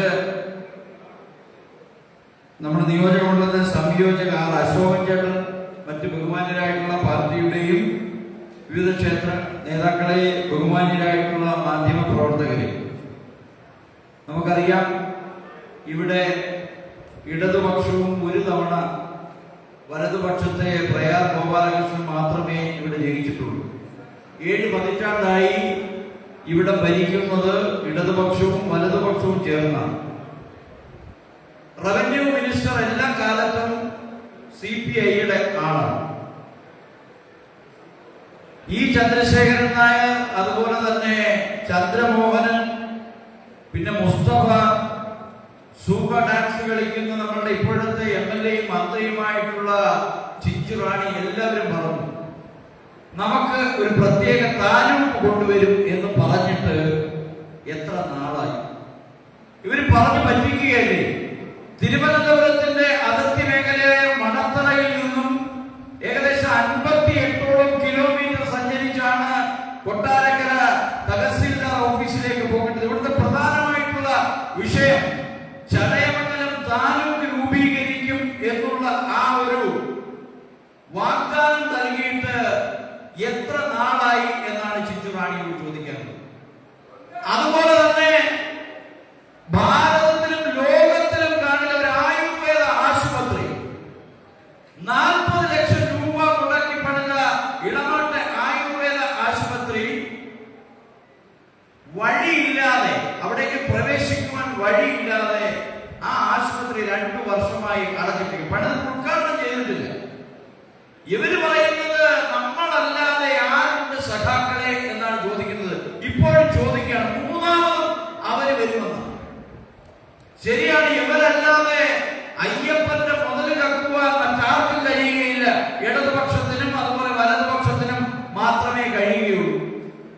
കലിയുഗ വരദനായിട്ടുള്ള അയ്യപ്പന്റെ യോഗത്തിനടുത്ത് മകന് കളിക്കാൻ കൊടുക്കുന്നത് പത്മകുമാർ എന്ന് പറയുന്ന CPM MLA അല്ലാതെ മറ്റാർക്കും കഴിയുകയില്ല എന്നതാണ് സത്യം. അപ്പൊ നീളുന്ന പ്രശ്നങ്ങൾ പലതുണ്ട് ഈ ചടയമംഗലത്ത്. ഒരു മാറ്റത്തിന് വേണ്ടി നമ്മുടെ സ്ഥാനാർത്ഥി, ആരാധ്യനായുള്ള സ്ഥാനാർത്ഥിയുടെ സംസാരിക്കാനുണ്ട്. അദ്ദേഹത്തിന്റെ അഭ്യർത്ഥന ഒഫീഷ്യലായിട്ട് ഇന്ന് നമ്മുടെ സീനിയർ പ്രവർത്തകരായിട്ടുള്ള ശശിയേട്ടനും അതുപോലെ രവിയേട്ടനും നൽകിക്കൊണ്ട് ഇവിടുത്തെ അഭ്യർത്ഥനയുമായിട്ടുള്ള പ്രചരണത്തിന്റെ ഉദ്ഘാടന കർമ്മം ഇവിടെ നിർവഹിക്കപ്പെടുകയാണ്. നാളെ ഞായറാഴ്ചയാണ്. ഇവിടെ നിന്ന് എല്ലാ ശക്തി കേന്ദ്ര ഇൻചാർജർമാരും ഈ അഭ്യർത്ഥന കൊണ്ടുപോയി നാളെ മുഴുവൻ സമ്പർക്കം, മഹാസമ്പർക്കമാണ്.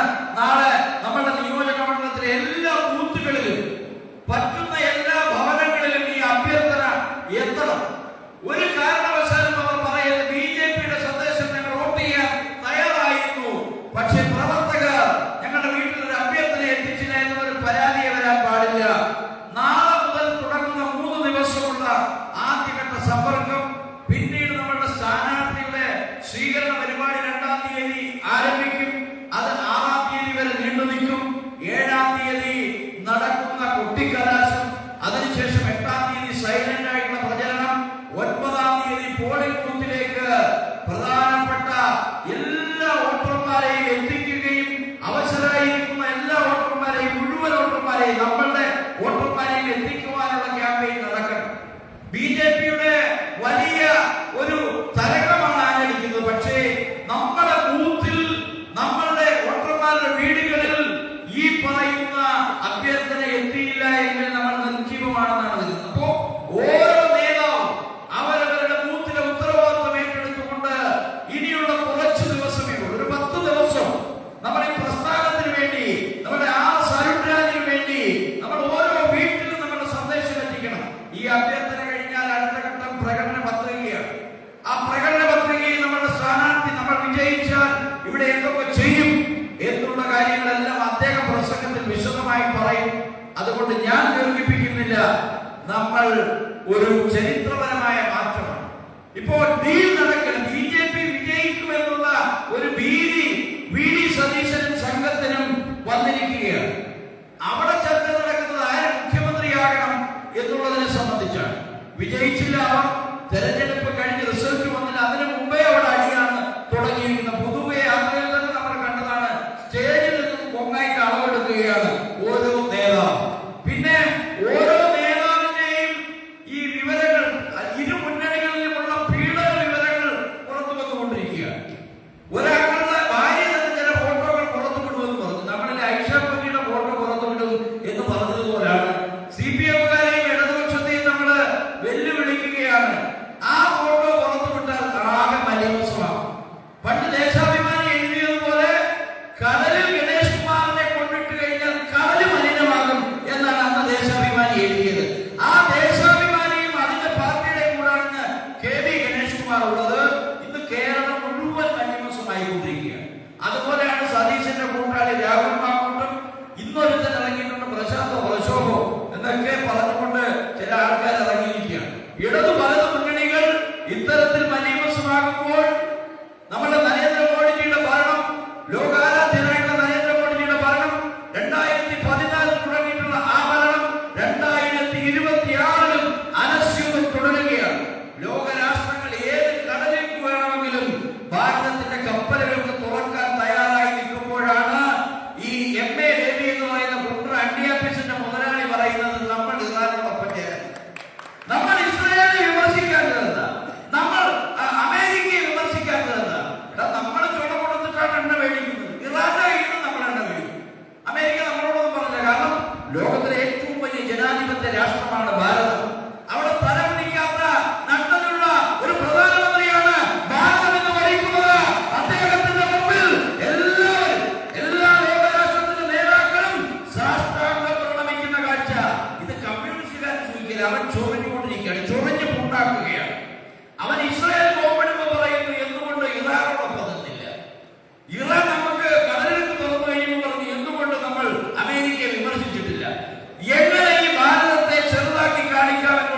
കുറിച്ച് ഗവേഷണം നടത്തുന്ന ഒരു പാർട്ടിയായി ഇടതുപക്ഷം മാറിയിരിക്കുകയാണ്. ഇവിടെ എല്ലാം ശരിയാക്കി തരാം. നമ്പർ 1 ആണ് കേരളം. ചികിത്സാ രംഗത്ത് നേരത്തെ സുരേഷ് ജി സൂചിപ്പിച്ചു. അതായത് മറ്റേ ടീച്ചറിന്റെ കാലത്ത് ഒരു കത്രിക വയറ്റിലിട്ടിട്ട് പോയ വീണ ജോർജിന്റെ കാലത്ത് 5 വർഷം കഴിഞ്ഞ് എടുക്കുമ്പോൾ പറയുകയാണ് യാതൊരു കുഴപ്പവുമില്ല, ഒരു കത്രിക ഒരു സ്ത്രീയുടെ വയറ്റിൽ കിടന്നാൽ യാതൊരു കുഴപ്പമില്ല. കാരണം ഈ നേതാക്കൾ ചികിത്സയ്ക്ക് പോകുന്ന അമേരിക്കയില്, പാവപ്പെട്ടവർ ചികിത്സയ്ക്ക് പോകുന്ന കോട്ടയം മെഡിക്കൽ കോളേജ് മൂത്രമൊഴിക്കാൻ പോകുമ്പോൾ ഇടിഞ്ഞു വീഴുകയാണ് തലയിലേക്ക് കോട്ടയം മെഡിക്കൽ കോളേജ്. സ്റ്റോണിന് ഓപ്പറേഷന് വേണ്ടി പാവപ്പെട്ട ഹരീഷ് ചടക്കിന്റെ അടുത്തേക്ക് പോകുമ്പോ അവിടെ ഉപകരണമില്ല. ഇതാണോ സഖാക്കളെ നമ്പർ 1 എന്ന് നിങ്ങൾ ഉദ്ദേശിക്കുന്നത്? ഇവിടെ സ്റ്റേഡിയം പണി ചടയമണ്ഡലത്ത് തുടങ്ങിയിട്ടുള്ള നാളായി.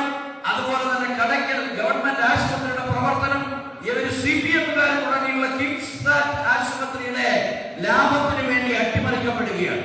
നല്ല ഡോക്ടർമാരെ അവിടേക്ക് വിടുന്നില്ല. അവിടെ ചെന്ന് കഴിഞ്ഞാൽ ഉടൻ പറയുകയാണ് നിങ്ങൾ ഒന്നുകിൽ NS ആശുപത്രിയിൽ പോകണം, ഇല്ലെങ്കിൽ കിംസ് ആശുപത്രിയിൽ പോകണം. സർക്കാർ മേഖലയിലെ കിടത്തി ചികിത്സ ചടയമംഗലത്തില്ല, ഇളമാട്ടില്ല, വെളുത്തുള്ളൂരിലില്ല, കടയ്ക്കൽ ആശുപത്രിയിൽ എക്സ്പെർട്ട് ഡോക്ടർമാരില്ല. നേറുന്ന അനേക പ്രശ്നങ്ങളുണ്ട്. ഇതിനൊക്കെ പരിഹാരമായി അരുൺ രാജിനെ നിങ്ങൾ താമര അടയാളത്തിൽ വിജയിപ്പിക്കുന്നത് വരെ 10 ദിവസം ഉറങ്ങാതെ നമ്മൾ ഗണഗീതത്തിൽ പറയുന്നത് പോലെ ഗൃഹാന്തര യാത്ര ചെയ്യും നവഭഗീരഥരാണ് നമ്മൾ. നവഭഗീരഥ എന്ന് പറഞ്ഞാൽ കാലത്തിന്റെ തേരാളികളായി നാം മാറണം. ഈ കിട്ടുന്ന അഭ്യർത്ഥന അന്ന് തന്നെ ഓരോ വോട്ടർമാരുടെയും വീടുകളിൽ എത്തിച്ചുകൊണ്ട് ഓരോരുത്തങ്കിൽ ബന്ധുക്കളോട്, സുഹൃത്തുക്കളോട്, പരിചയക്കാരോട് പറഞ്ഞ് നമ്മിലേക്ക് കടന്നു വന്നിട്ടുള്ള അരുൺ രാജിനെ ചേർത്ത് പിടിച്ച് മെയ് 4-ാം തീയതി വോട്ടെണ്ണുമ്പോൾ തങ്കത്താമരയിലേക്കുവാനുള്ള പ്രവർത്തനം നടത്തുവാൻ ജഗദീശ്വരൻ നിങ്ങളെ അനുഗ്രഹിക്കട്ടെ എന്ന് പറഞ്ഞുകൊണ്ട് എല്ലാ വിജയാശംസകളും നേർന്നുകൊണ്ട് നിർത്തുന്നു. ജയ് ഹിന്ദ്.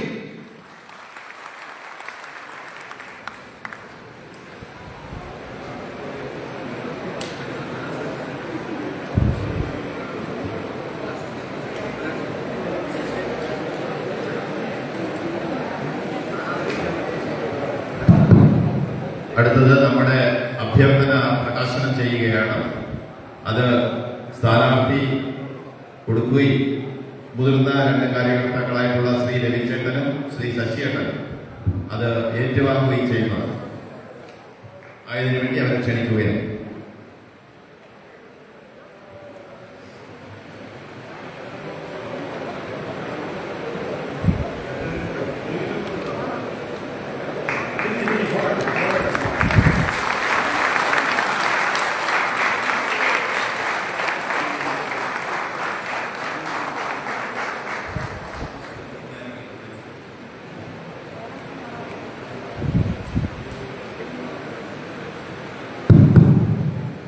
സ്ഥാനാർത്ഥിക്കുള്ള സ്വീകരണമാണ്. സ്വീകരിക്കുന്നതിന് വേണ്ടി ആദ്യം ഗ്രാമപഞ്ചായത്ത്, ആദ്യം പാർട്ടിയുടെ ജില്ലാ ജനറൽ സെക്രട്ടറി, നമ്മുടെ നിയോജക മണ്ഡലത്തിന്റെ ഇൻചാർജായ അഡ്വക്കേറ്റ് വൈക്കൽ സോമൻ അദ്ദേഹത്തെ സ്വീകരിക്കുന്നതാണ്.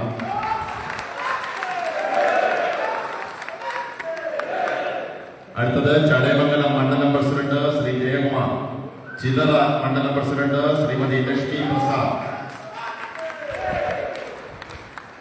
ഗ്രാമപഞ്ചായത്ത് അംഗങ്ങൾ,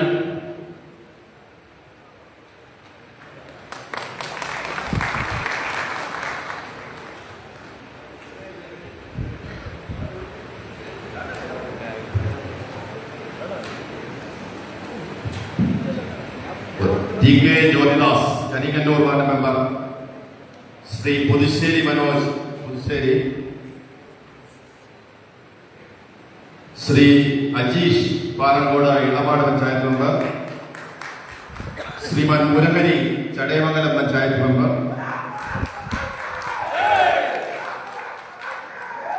ശ്രീമതി അനുപമ സന്തോഷ് കടയ്ക്കൽ ഗ്രാമപഞ്ചായത്ത് മെമ്പർ,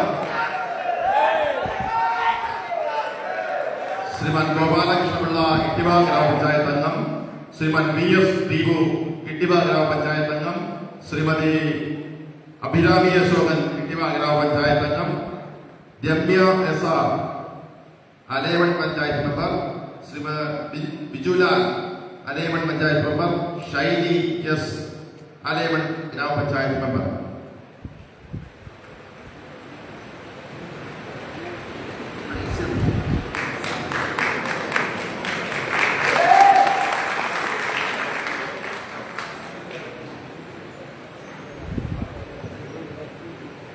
അടുത്തത് ഇവിടെ നൽകിയ ഊഷ്മളമായ സ്വീകരണത്തിന് നന്ദി പ്രകാശിപ്പിച്ചുകൊണ്ട് നമ്മുടെ സ്ഥാനാർത്ഥി നമ്മളോട് സംസാരിക്കുന്നതാണ്.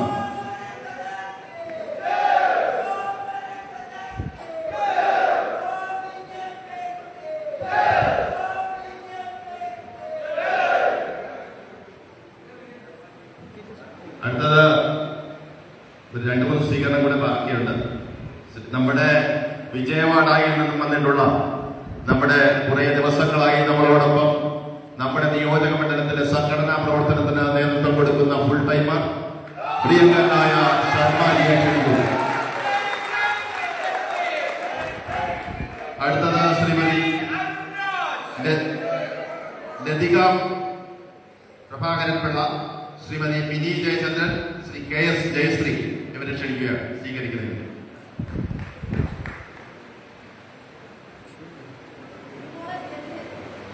നമ്മുടെ സ്ഥാനാർത്ഥിയുടെ കുടുംബാംഗങ്ങളാണ്. മറ്റാരെങ്കിലും സ്വീകരിക്കാൻ തയ്യാറായിട്ടുണ്ടെങ്കിൽ അവർക്ക് കൂടി സ്വീകരിക്കാവുന്നതാണ്. നമ്മുടെ തയ്യാറായിട്ടുള്ള പ്രവർത്തനങ്ങളുണ്ടെങ്കിൽ അവർക്ക് കൂടി സ്വീകരിക്കാം.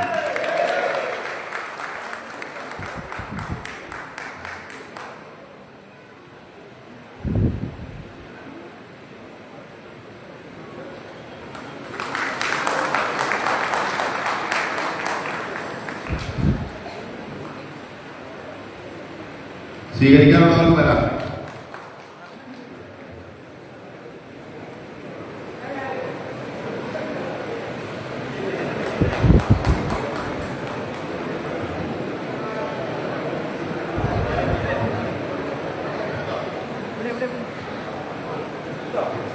വരല്ലേ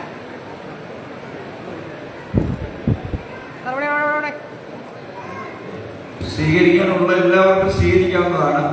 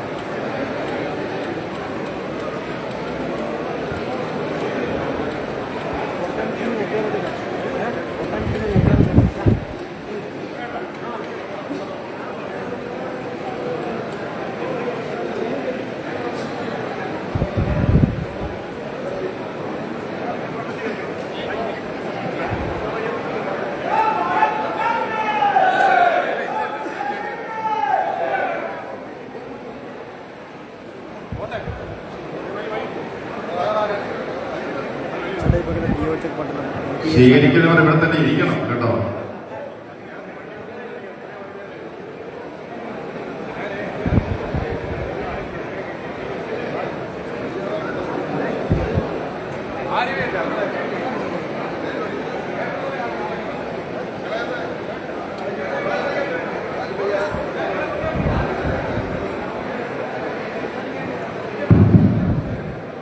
ഇവിടെ നൽകിയ ഊഷ്മള സ്വീകരണത്തിന് നന്ദി പ്രകാശിപ്പിച്ചുകൊണ്ട് നമ്മുടെ സ്ഥാനാർത്ഥി നമ്മളോട് സംസാരിക്കുന്നതാണ്. സ്വീകരിക്കാനുള്ളവർ പെട്ടെന്ന്. സ്ഥാനാർത്ഥിയുടെ സംസാരം കഴിഞ്ഞു കഴിഞ്ഞാൽ പിന്നീട് പരിപാടി തീർന്നു കഴിഞ്ഞാൽ ശക്തി കേന്ദ്ര ഇൻചാർജർമാർ ഇവിടെ ഇരിക്കണം. നമ്മളുടെ അഭ്യർത്ഥന ഏറ്റുവാങ്ങണം. മറ്റു കാര്യങ്ങൾ പറയാനുണ്ട്. ശക്തി കേന്ദ്ര ഇൻചാർജർമാർ, പഞ്ചായത്ത് പ്രസിഡന്റുമാർ, പഞ്ചായത്ത് ഇൻചാർജർമാർ.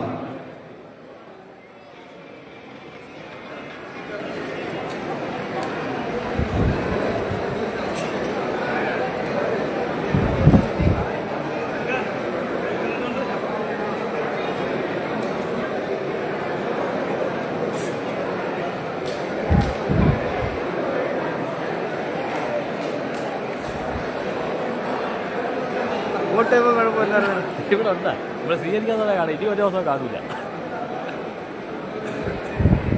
ഇനി എടുത്ത് വയ്ക്കാം, ഇനി മാറ്റി വയ്ക്കാം.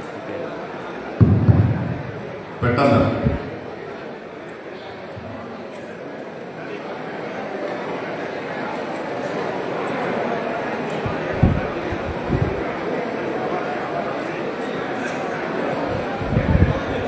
ഇവിടെ നൽകിയ ഊഷ്മളമായ സ്വീകരണത്തിന് നന്ദി രേഖപ്പെടുത്തിക്കൊണ്ട് നമ്മുടെ സ്ഥാനാർത്ഥി ശ്രീമാൻ RS അരുൺരാജ് നമ്മളോട് സംസാരിക്കുന്നു.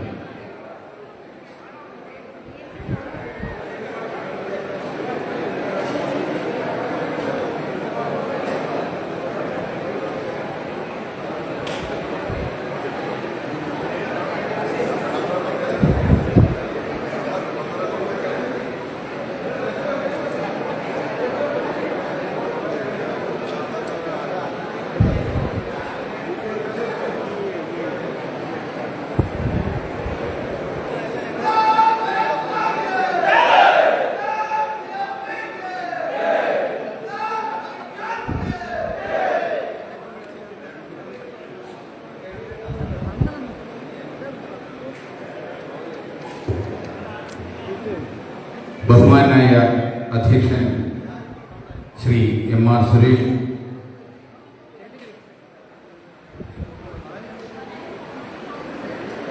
ഈ കൺവെൻഷൻ ഉദ്ഘാടനം ചെയ്ത് ഇവിടെ നിന്ന് കടന്നുപോയ എൻ്റെ ആത്മസുഹൃത്ത് തിരുവനന്തപുരം മേയർ കൂടിയായ ശ്രീ VV രാജേഷ്, ഇവിടെ മുഖ്യപ്രഭാഷണം നടത്തിയ BJPയുടെ ജില്ലാ ജനറൽ സെക്രട്ടറി ശ്രീ വൈക്കൽ സോമൻ,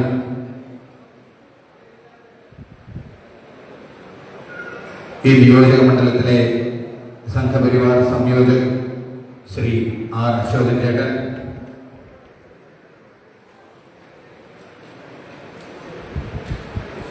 സാന്നിധ്യം കൊണ്ട് ഈ കൺവെൻഷനെ ധന്യമാക്കിയ ശിവസേനയുടെ ജില്ലാ കൗൺസിൽ അംഗം ശ്രീ ഹരികുമാർ, BJPയുടെ ജില്ലാ ഉപാധ്യക്ഷൻ ശ്രീ പുത്തയം ബിജു, സംസ്ഥാന കൗൺസിൽ അംഗങ്ങളായ ശ്രീ S വിജയൻ, ശ്രീ B വിജയമോഹനൻ, ശ്രീ പെരപ്പയം സുഭാഷ്,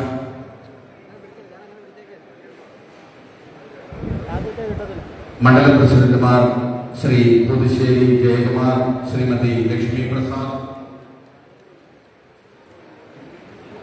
സാന്നിധ്യം കൊണ്ട് ഈ കൺവെൻഷനെ അനുഗ്രഹിച്ച ഗ്രാമപഞ്ചായത്തിലെ എൻ്റെ പ്രിയപ്പെട്ട അംഗങ്ങളായ എൻ്റെ പ്രിയപ്പെട്ട സഹോദരി സഹോദരന്മാർ, ശ്രീ ഗുരുവോട് മഞ്ചേഷ്, ശ്രീ സിനു ഇളമാട്, ശ്രീ ഗിരീഷ് വയല, ശ്രീ P അനിൽകുമാർ തുടങ്ങി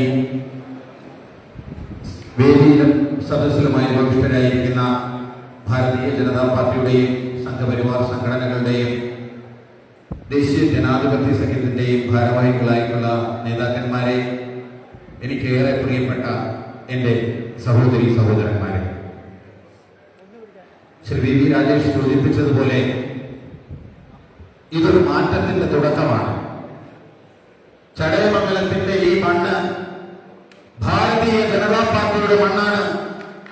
ഈ ചടയമംഗലം നിയോജക മണ്ഡലം ഭാരതീയ ജനതാ പാർട്ടിയുടെയും NDAയുടെയും നിയോജക മണ്ഡലമാണ് എന്ന് തെളിയിക്കുന്ന പ്രൗഢഗംഭീരമായ തെരഞ്ഞെടുപ്പ് കൺവെൻഷനാണ് ഇന്നിപ്പോൾ ഇവിടെ നടന്നുകൊണ്ടിരിക്കുന്നത്.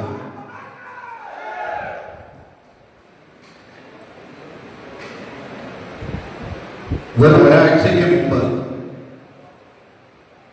ഒരു സാധാരണ BJP പ്രവർത്തകനായി, അത് കഴിഞ്ഞ് ഭാരതീയ ജനതാ പാർട്ടിയുടെ ഈ നിയോജക മണ്ഡലത്തിലെ സ്ഥാനാർത്ഥിയായി ഇവിടേക്ക് കടന്നു വന്ന എന്നെ ഇരു കൈകളും നീട്ടി സ്വീകരിച്ച നിങ്ങളുടെ ഒരു സഹോദരനായി, സഹപ്രവർത്തകനായി, കൂടപ്പിറപ്പായി, മകനായി എന്നെ ഹൃദയത്തിലേറ്റിയ എൻ്റെ പ്രിയപ്പെട്ട ഭാരതീയ ജനതാ പാർട്ടിയുടെയും സംഘപരിവാർ സംഘടനകളുടെയും എൻ്റെ പ്രിയപ്പെട്ട സഹോദരങ്ങൾക്ക് ആദ്യമായി എൻ്റെ ഹൃദയത്തിന്റെ അടിത്തട്ടിൽ നിന്നുള്ള നന്ദി ഞാൻ രേഖപ്പെടുത്തുകയാണ്.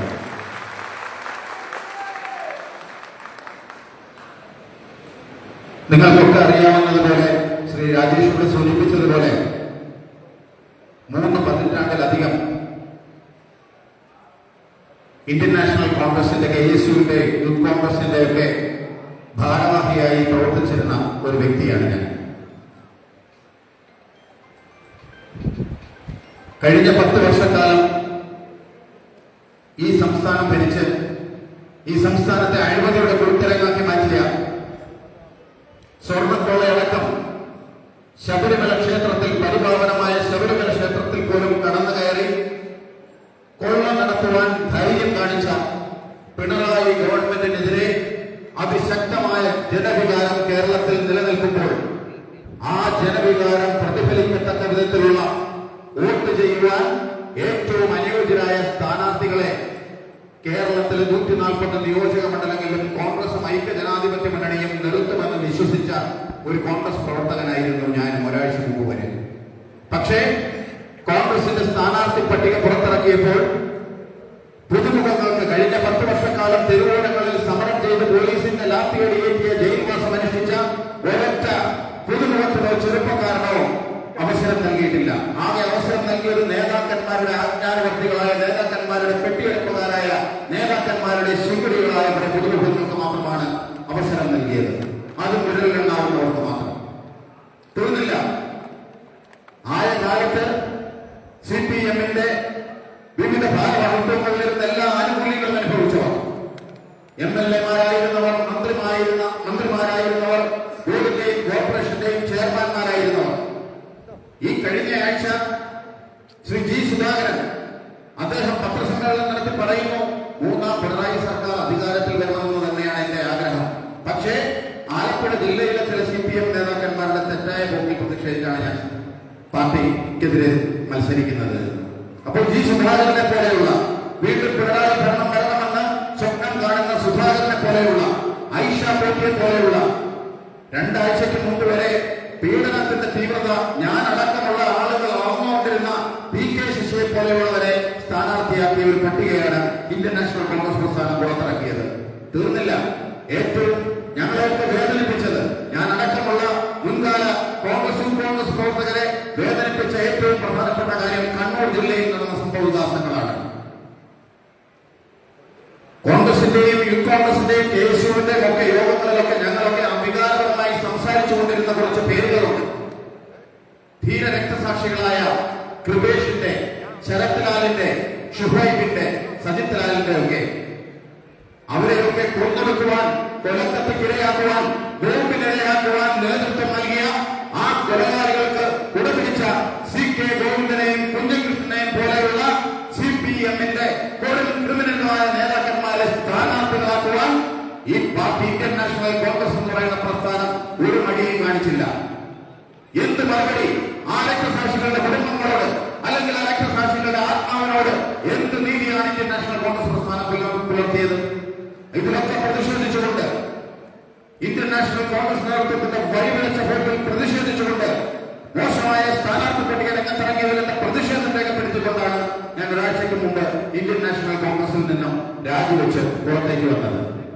അപ്പോൾ എന്തുകൊണ്ട് BJP-യിൽ ഞാൻ ചേർന്നു എന്നുള്ളതാണ് അടുത്ത ചോദ്യം ഉയർന്നത്. എന്തുകൊണ്ട് ഞാൻ BJP-യിൽ ചേർന്നു എന്ന്, ഭാരതീയ ജനതാ പാർട്ടിയുടെ ഒരു അംഗമായി ഞാൻ എന്തുകൊണ്ട് പ്രവർത്തിക്കുന്നു എന്ന്, അത്തരമൊരു തീരുമാനം എന്തുകൊണ്ട് എടുത്തു എന്ന് ആര് ചോദിച്ചാലും നെഞ്ചിൽ കൈവച്ചുകൊണ്ട് ചങ്കൂറ്റത്തോടുകൂടി എനിക്ക് ഒറ്റ മറുപടി പറയുവാൻ കഴിയും. ഒരൊറ്റ കാരണമേ ഉള്ളൂ. ലോകാരാധനായ ഇന്ത്യയുടെ പ്രധാനമന്ത്രി നരേന്ദ്രമോദിയുടെ പ്രസ്ഥാനമാണ് ഭാരതീയ ജനതാ പാർട്ടി.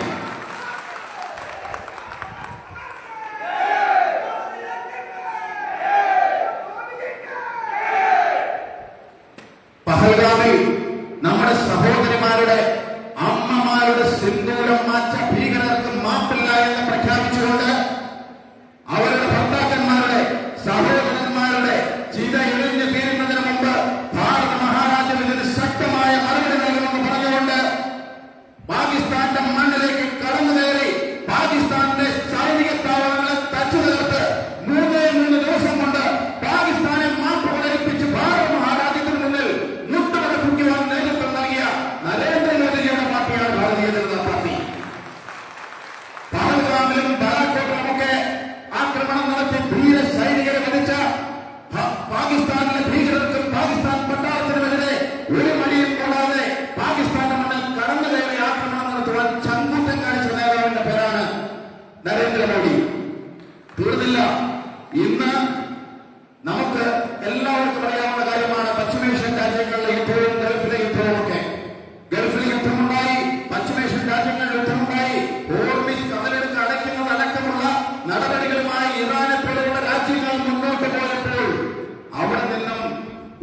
തടസ്സവും കൂടാതെ ഇന്ധനവും വഹിച്ചുകൊണ്ടുള്ള കപ്പലുകൾ ലോകത്തിലെ ഒരേ ഒരു രാജ്യത്തേക്ക് മാത്രമേ കടന്നുപോയുള്ളൂ.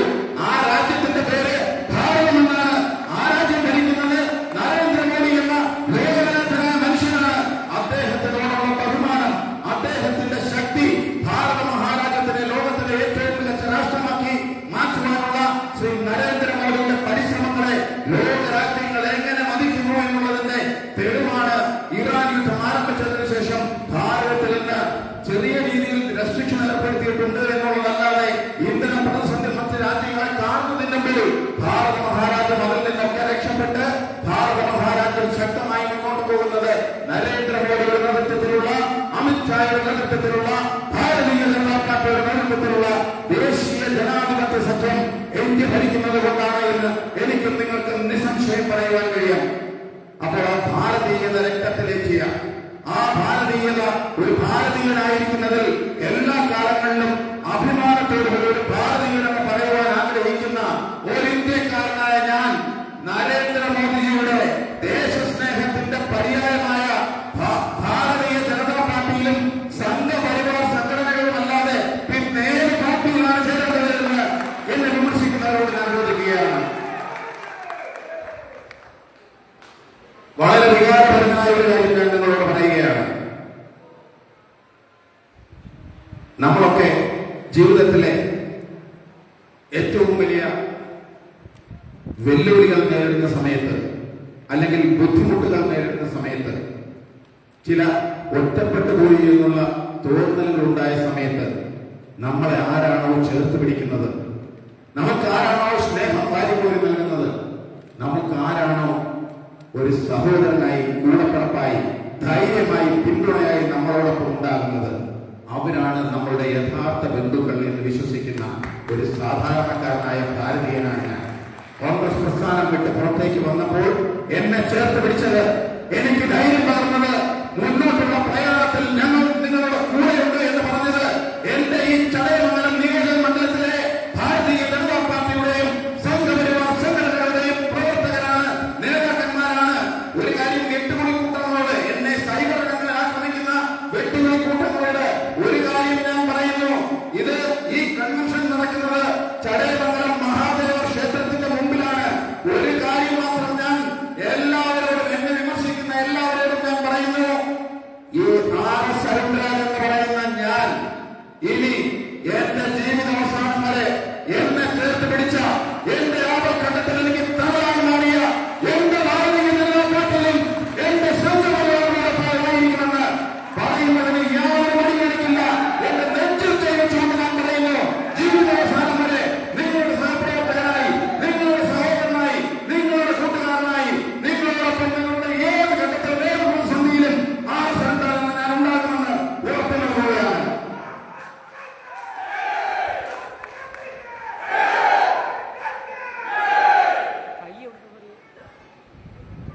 ഈ ചടയമംഗലത്ത് ജനിച്ചു വളർന്ന ഒരാളാണ് ഞാൻ. ഈ ചടയമംഗലത്തെ SVLPSലും ഗവൺമെന്റ് UPSലും MG സ്കൂളിലുമൊക്കെ എന്റെ സ്കൂൾ വിദ്യാഭ്യാസം പൂർത്തിയാക്കി കഴിഞ്ഞ 30-32 വർഷക്കാലമായി ചടയമംഗലത്തെ ജനങ്ങളോടൊപ്പം പൊതുപ്രവർത്തനം നടത്തുന്ന, സാമൂഹ്യ പ്രവർത്തനം നടത്തുന്ന ഒരു എളിയ വ്യക്തിയാണ് ഞാൻ. അങ്ങനെയുള്ള ഒരാളെന്നുള്ള നിലയിൽ ഈ ചടയമംഗലം നിയോജക മണ്ഡലത്തിന്റെ പ്രശ്നങ്ങൾ എന്താണ്, ഈ ചടയമംഗലം നിയോജക മണ്ഡലം അഭിമുഖീകരിക്കുന്ന വിഷയങ്ങൾ എന്താണ് എന്ന് നിങ്ങളെപ്പോലെ തന്നെ ഏറ്റവും നന്നായി മനസ്സിലാക്കിയിട്ടുള്ള ഒരാളാണ് ഞാൻ. നമുക്കറിയാം, വികസനമില്ലായ്മയാണ് ചടയമംഗലം അഭിമുഖീകരിക്കുന്ന ഏറ്റവും പ്രധാനപ്പെട്ട പ്രശ്നം. ഒരു താലൂക്ക് വേണമെന്ന് നമ്മൾ ആവശ്യപ്പെട്ടു തുടങ്ങിയിട്ട് എത്ര പതിറ്റാണ്ടുകളായി? 45-46 കിലോമീറ്ററൊക്കെ യാത്ര ചെയ്താണ് ചിതറയിലും കിഴക്കും ഭാഗ പ്രദേശങ്ങളിലുള്ളവരുമൊക്കെ എന്തെങ്കിലും ആവശ്യങ്ങൾക്ക് വേണ്ടി കൊട്ടാരക്കരയിലേക്ക് പോകേണ്ടി വരുന്നത്. അപ്പോൾ പതിറ്റാണ്ടുകളായുള്ള ചടയമംഗലം നിവാസികളുടെ ആവശ്യം, ആ താലൂക്ക് രൂപീകരണം ഇടത് വലത് മുന്നണികൾ ചടയമംഗലം ഭരിച്ചിട്ടും വാഗ്ദാനങ്ങൾ നൽകിയതല്ലാതെ ആ താലൂക്ക് രൂപീകരണം പൂർത്തിയാക്കുവാൻ ഇടത് മുന്നണിക്കും വലത് മുന്നണിക്കും സാധിച്ചിട്ടില്ല എന്നുള്ളതൊരു യാഥാർത്ഥ്യമാണ്. അതോടൊപ്പം ചടയമംഗലം നിയോജക മണ്ഡലത്തിലെ ആശുപത്രികളുടെ ശോച്യാവസ്ഥ, കടയ്ക്കൽ താലൂക്ക് ആശുപത്രി കഴിഞ്ഞ ദിവസവും പത്രത്തിലൊക്കെ നമ്മൾ വായിച്ചു, അവിടെ ചെല്ലുന്ന രോഗികളെ മെഡിക്കൽ കോളേജിലേക്ക്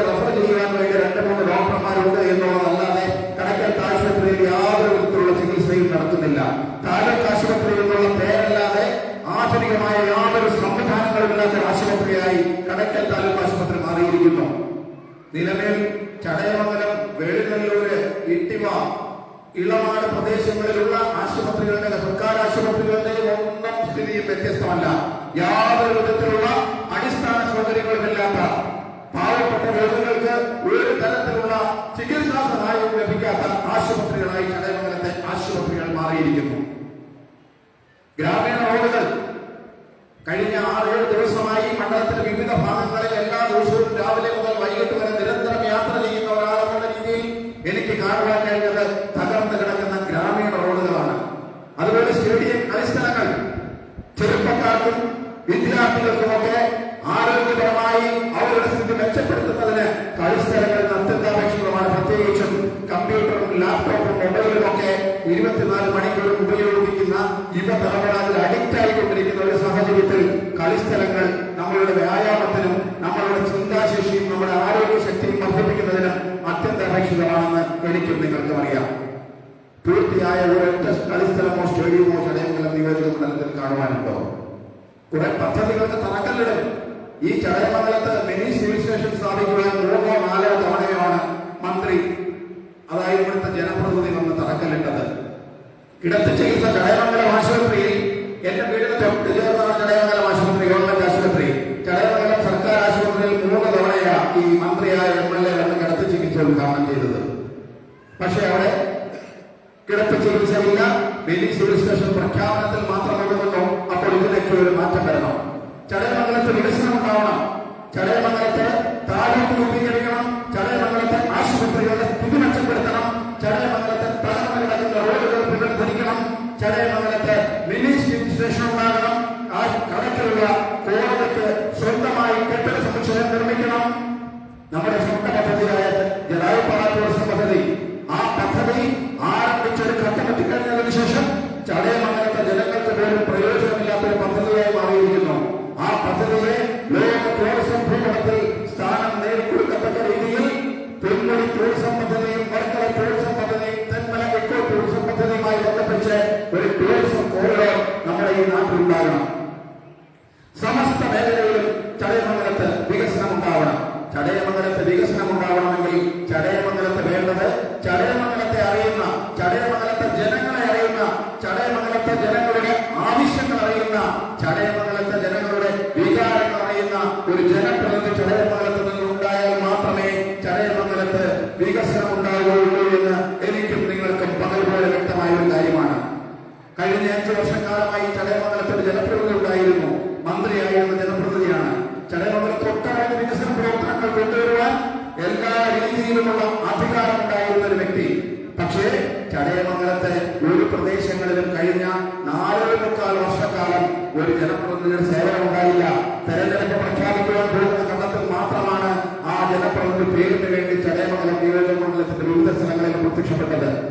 അപ്പോൾ അത്തരം ആളുകളെ മാറ്റി നിർത്തി ചടയമംഗലത്തെ സ്നേഹിക്കുന്ന, ഈ ചടയമംഗലത്തുകാരനായ, ചടയമംഗലത്തിലെ ജനങ്ങളെ അറിയുന്ന, ചടയമംഗലത്തിലെ ജനങ്ങൾക്കറിയുന്ന, ചടയമംഗലത്തെ വികസനം കൊണ്ടുവരുന്ന 24 മണിക്കൂറിൽ ചടയമംഗലത്തെ ജനങ്ങളോടൊപ്പം അവരുടെ ഒരു സഹോദരനായി, ഒരു മകനായി, ഒരു സഹപ്രവർത്തകനായി, കൂട്ടുകാരനായി കൂടെ ഉണ്ടാകുന്ന ഒരു വ്യക്തിയെയാണ് ചടയമംഗലത്തിന്റെ MLA ആയി നമ്മൾ തിരഞ്ഞെടുക്കപ്പെടേണ്ടത്. ഒരു കാര്യം ഞാൻ ഉറപ്പു നൽകുന്നു, ഞാൻ MLA ആയി തിരഞ്ഞെടുക്കപ്പെടുകയാണെങ്കിൽ 9-ാം തീയതി നടക്കുന്ന തെരഞ്ഞെടുപ്പിൽ ചടയമംഗലത്തെ ജനങ്ങൾ എനിക്ക് വോട്ട് നൽകി 4-ാം തീയതി റിസൾട്ട് പുറത്തു വരുമ്പോൾ ചടയമംഗലത്തിന്റെ ജനപ്രതിനിധിയായി ഞാൻ തിരഞ്ഞെടുക്കപ്പെടുകയാണെന്നുണ്ടെങ്കിൽ നമുക്കറിയാം, ഇന്ന് ഭാരത മഹാരാജ്യം ലോകത്തിന്റെ മുന്നിൽ തലയുയർത്തി നിൽക്കുന്നത് വികസിത ഭാരതം എന്ന നരേന്ദ്രമോദിജിയുടെ മുദ്രാവാക്യവുമായി രാജ്യത്തെമ്പാടും വികസന പ്രവർത്തനങ്ങളുമായി മുന്നോട്ട് പോകുന്നതുകൊണ്ടാണ്. ഭാരത മഹാരാജ്യം വികസിച്ചിരിക്കുന്നു. ഭാരത മഹാരാജ്യത്ത് നരേന്ദ്രമോദിജിയുടെ നേതൃത്വത്തിലുള്ള ഗവൺമെന്റ് നടപ്പിലാക്കുന്ന പദ്ധതികളെ കുറിച്ച് ഉദ്ഘാടകർ വളരെ വിശദമായി സൂചിപ്പിച്ചതുകൊണ്ട് അത്തരം കാര്യങ്ങളിലേക്ക് ഞാൻ കടന്നു പോകുന്നില്ല. അപ്പോൾ വികസിത ഭാരതത്തോടൊപ്പം വികസിത കേരളം എന്ന ലക്ഷ്യം ഭാരതീയ ജനതാ പാർട്ടി ഭരിക്കുന്ന മറ്റു സംസ്ഥാനങ്ങളിൽ നടക്കുന്നത് പോലെയുള്ള വികസന പ്രവർത്തനങ്ങൾ ഈ ചടയമംഗലം നിയോജക മണ്ഡലത്തിലും കേരളത്തിലും നടപ്പിലാക്കണമെന്നുള്ള ഉത്തമ ബോധ്യത്തോടും ആദരവത്തോടും കൂടി മുന്നോട്ട് പോകുന്ന ഭാരതീയ ജനതാ പാർട്ടിയുടെ സംസ്ഥാന നേതൃത്വത്തിന്റെ രാജീവ് ചന്ദ്രശേഖർജിയുടെയൊക്കെ കരങ്ങൾക്ക് ശക്തി പകരുവാൻ ചടയമംഗലത്ത് നിന്ന് ഒരു ജനപ്രതിനിധിയായി എന്നെ തിരഞ്ഞെടുക്കുകയാണ് എന്നുണ്ടെങ്കിൽ ഞാൻ ഈ പറഞ്ഞ കാര്യങ്ങൾ ചടയമംഗലം താലൂക്ക് രൂപീകരണം, ടൂറിസം കോറിഡോർ, ആശുപത്രികളുടെ സ്ഥിതി മെച്ചപ്പെടുത്തൽ, ചടയമംഗലത്തെ റോഡുകൾ പുനരുദ്ധരിക്കുക, ചടയമംഗലത്ത് കളിസ്ഥലവും സ്റ്റേഡിയവും ആധുനിക രീതിയിൽ നിർമ്മിക്കുക, ചടയമംഗലത്തിന്റെ വിവിധ പ്രദേശങ്ങളിൽ കളിസ്ഥലവും സ്റ്റേഡിയവും ആധുനിക രീതിയിൽ നിർമ്മിക്കുക തുടങ്ങി ഭാരതീയ ജനതാ പാർട്ടിയും ദേശീയ ജനാധിപത്യ സഖ്യവും നിങ്ങൾക്ക് ഉറപ്പ് നൽകുന്ന മുഴുവൻ കാര്യങ്ങളും നടത്തി എടുക്കുവാൻ, അല്ലെങ്കിൽ ഈ നാട്ടിൽ വികസന പ്രവർത്തനം കൊണ്ടുവരുവാൻ ഒരു ജനപ്രതിനിധി എന്നുള്ള രീതിയിൽ 24 മണിക്കൂറും എന്റെ സേവനം നിങ്ങളോടൊപ്പം ഉണ്ടാകും. ഏത് പാതിരാത്രിയിൽ ഒരു ആവശ്യമായി എന്നെ സമീപിച്ചാലും നിങ്ങളുടെ ഒരു സഹോദരനായി, സഹപ്രവർത്തകനായി, നിങ്ങളുടെ ഒരു മകനായി, നിങ്ങളുടെ ഒരു കൂടപ്പിറപ്പായി, ചായമംഗലത്തുകാരനായ ഞാൻ നിങ്ങളോടൊപ്പം ഉണ്ടാകുമെന്ന് ഉറപ്പ് നൽകിക്കൊണ്ട് ഒരിക്കൽ കൂടി എന്നെ ഹൃദയത്തിൽ ചേർത്ത് പിടിച്ച എന്റെ പ്രിയപ്പെട്ട സഹോദരങ്ങൾക്ക്, എന്റെ ഭാരതീയ ജനതാ പാർട്ടിയിലെ എന്റെ പ്രിയപ്പെട്ട സഹപ്രവർത്തകർക്ക്, സംഘപരിവാർ സംഘടനകളിലെ എന്റെ പ്രിയപ്പെട്ട നേതാക്കന്മാർക്കും സഹപ്രവർത്തകർക്കും എന്റെ ഹൃദയത്തിന്റെ അടിത്തട്ടിൽ നിന്നുമുള്ള നന്ദി രേഖപ്പെടുത്തിക്കൊണ്ട് ഈ ചടയമംഗലം നിയോജകമണ്ഡലം നേടിയെടുക്കുവാനുള്ള പ്രവർത്തനങ്ങളുമായി ഈ നിമിഷം മുതൽ ഒറ്റക്കെട്ടായ ഒരു മനസ്സോടുകൂടി നമുക്ക് മുന്നേറാമെന്ന് മാത്രം പറഞ്ഞുകൊണ്ട് ഈ കൺവെൻഷനിൽ പങ്കെടുത്ത എന്റെ പ്രിയപ്പെട്ട സഹപ്രവർത്തകർക്ക് നന്ദി രേഖപ്പെടുത്തിക്കൊണ്ട് ഞാൻ എന്റെ വാക്കുകൾ അവസാനിപ്പിക്കുന്നു. നന്ദി, നമസ്കാരം, വന്ദേ മാതരം.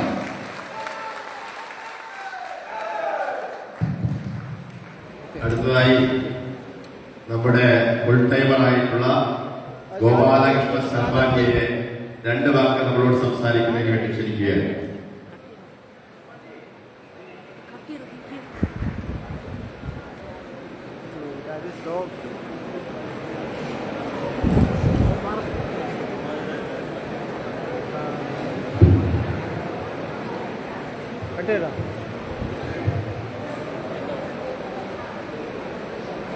भारत माता की,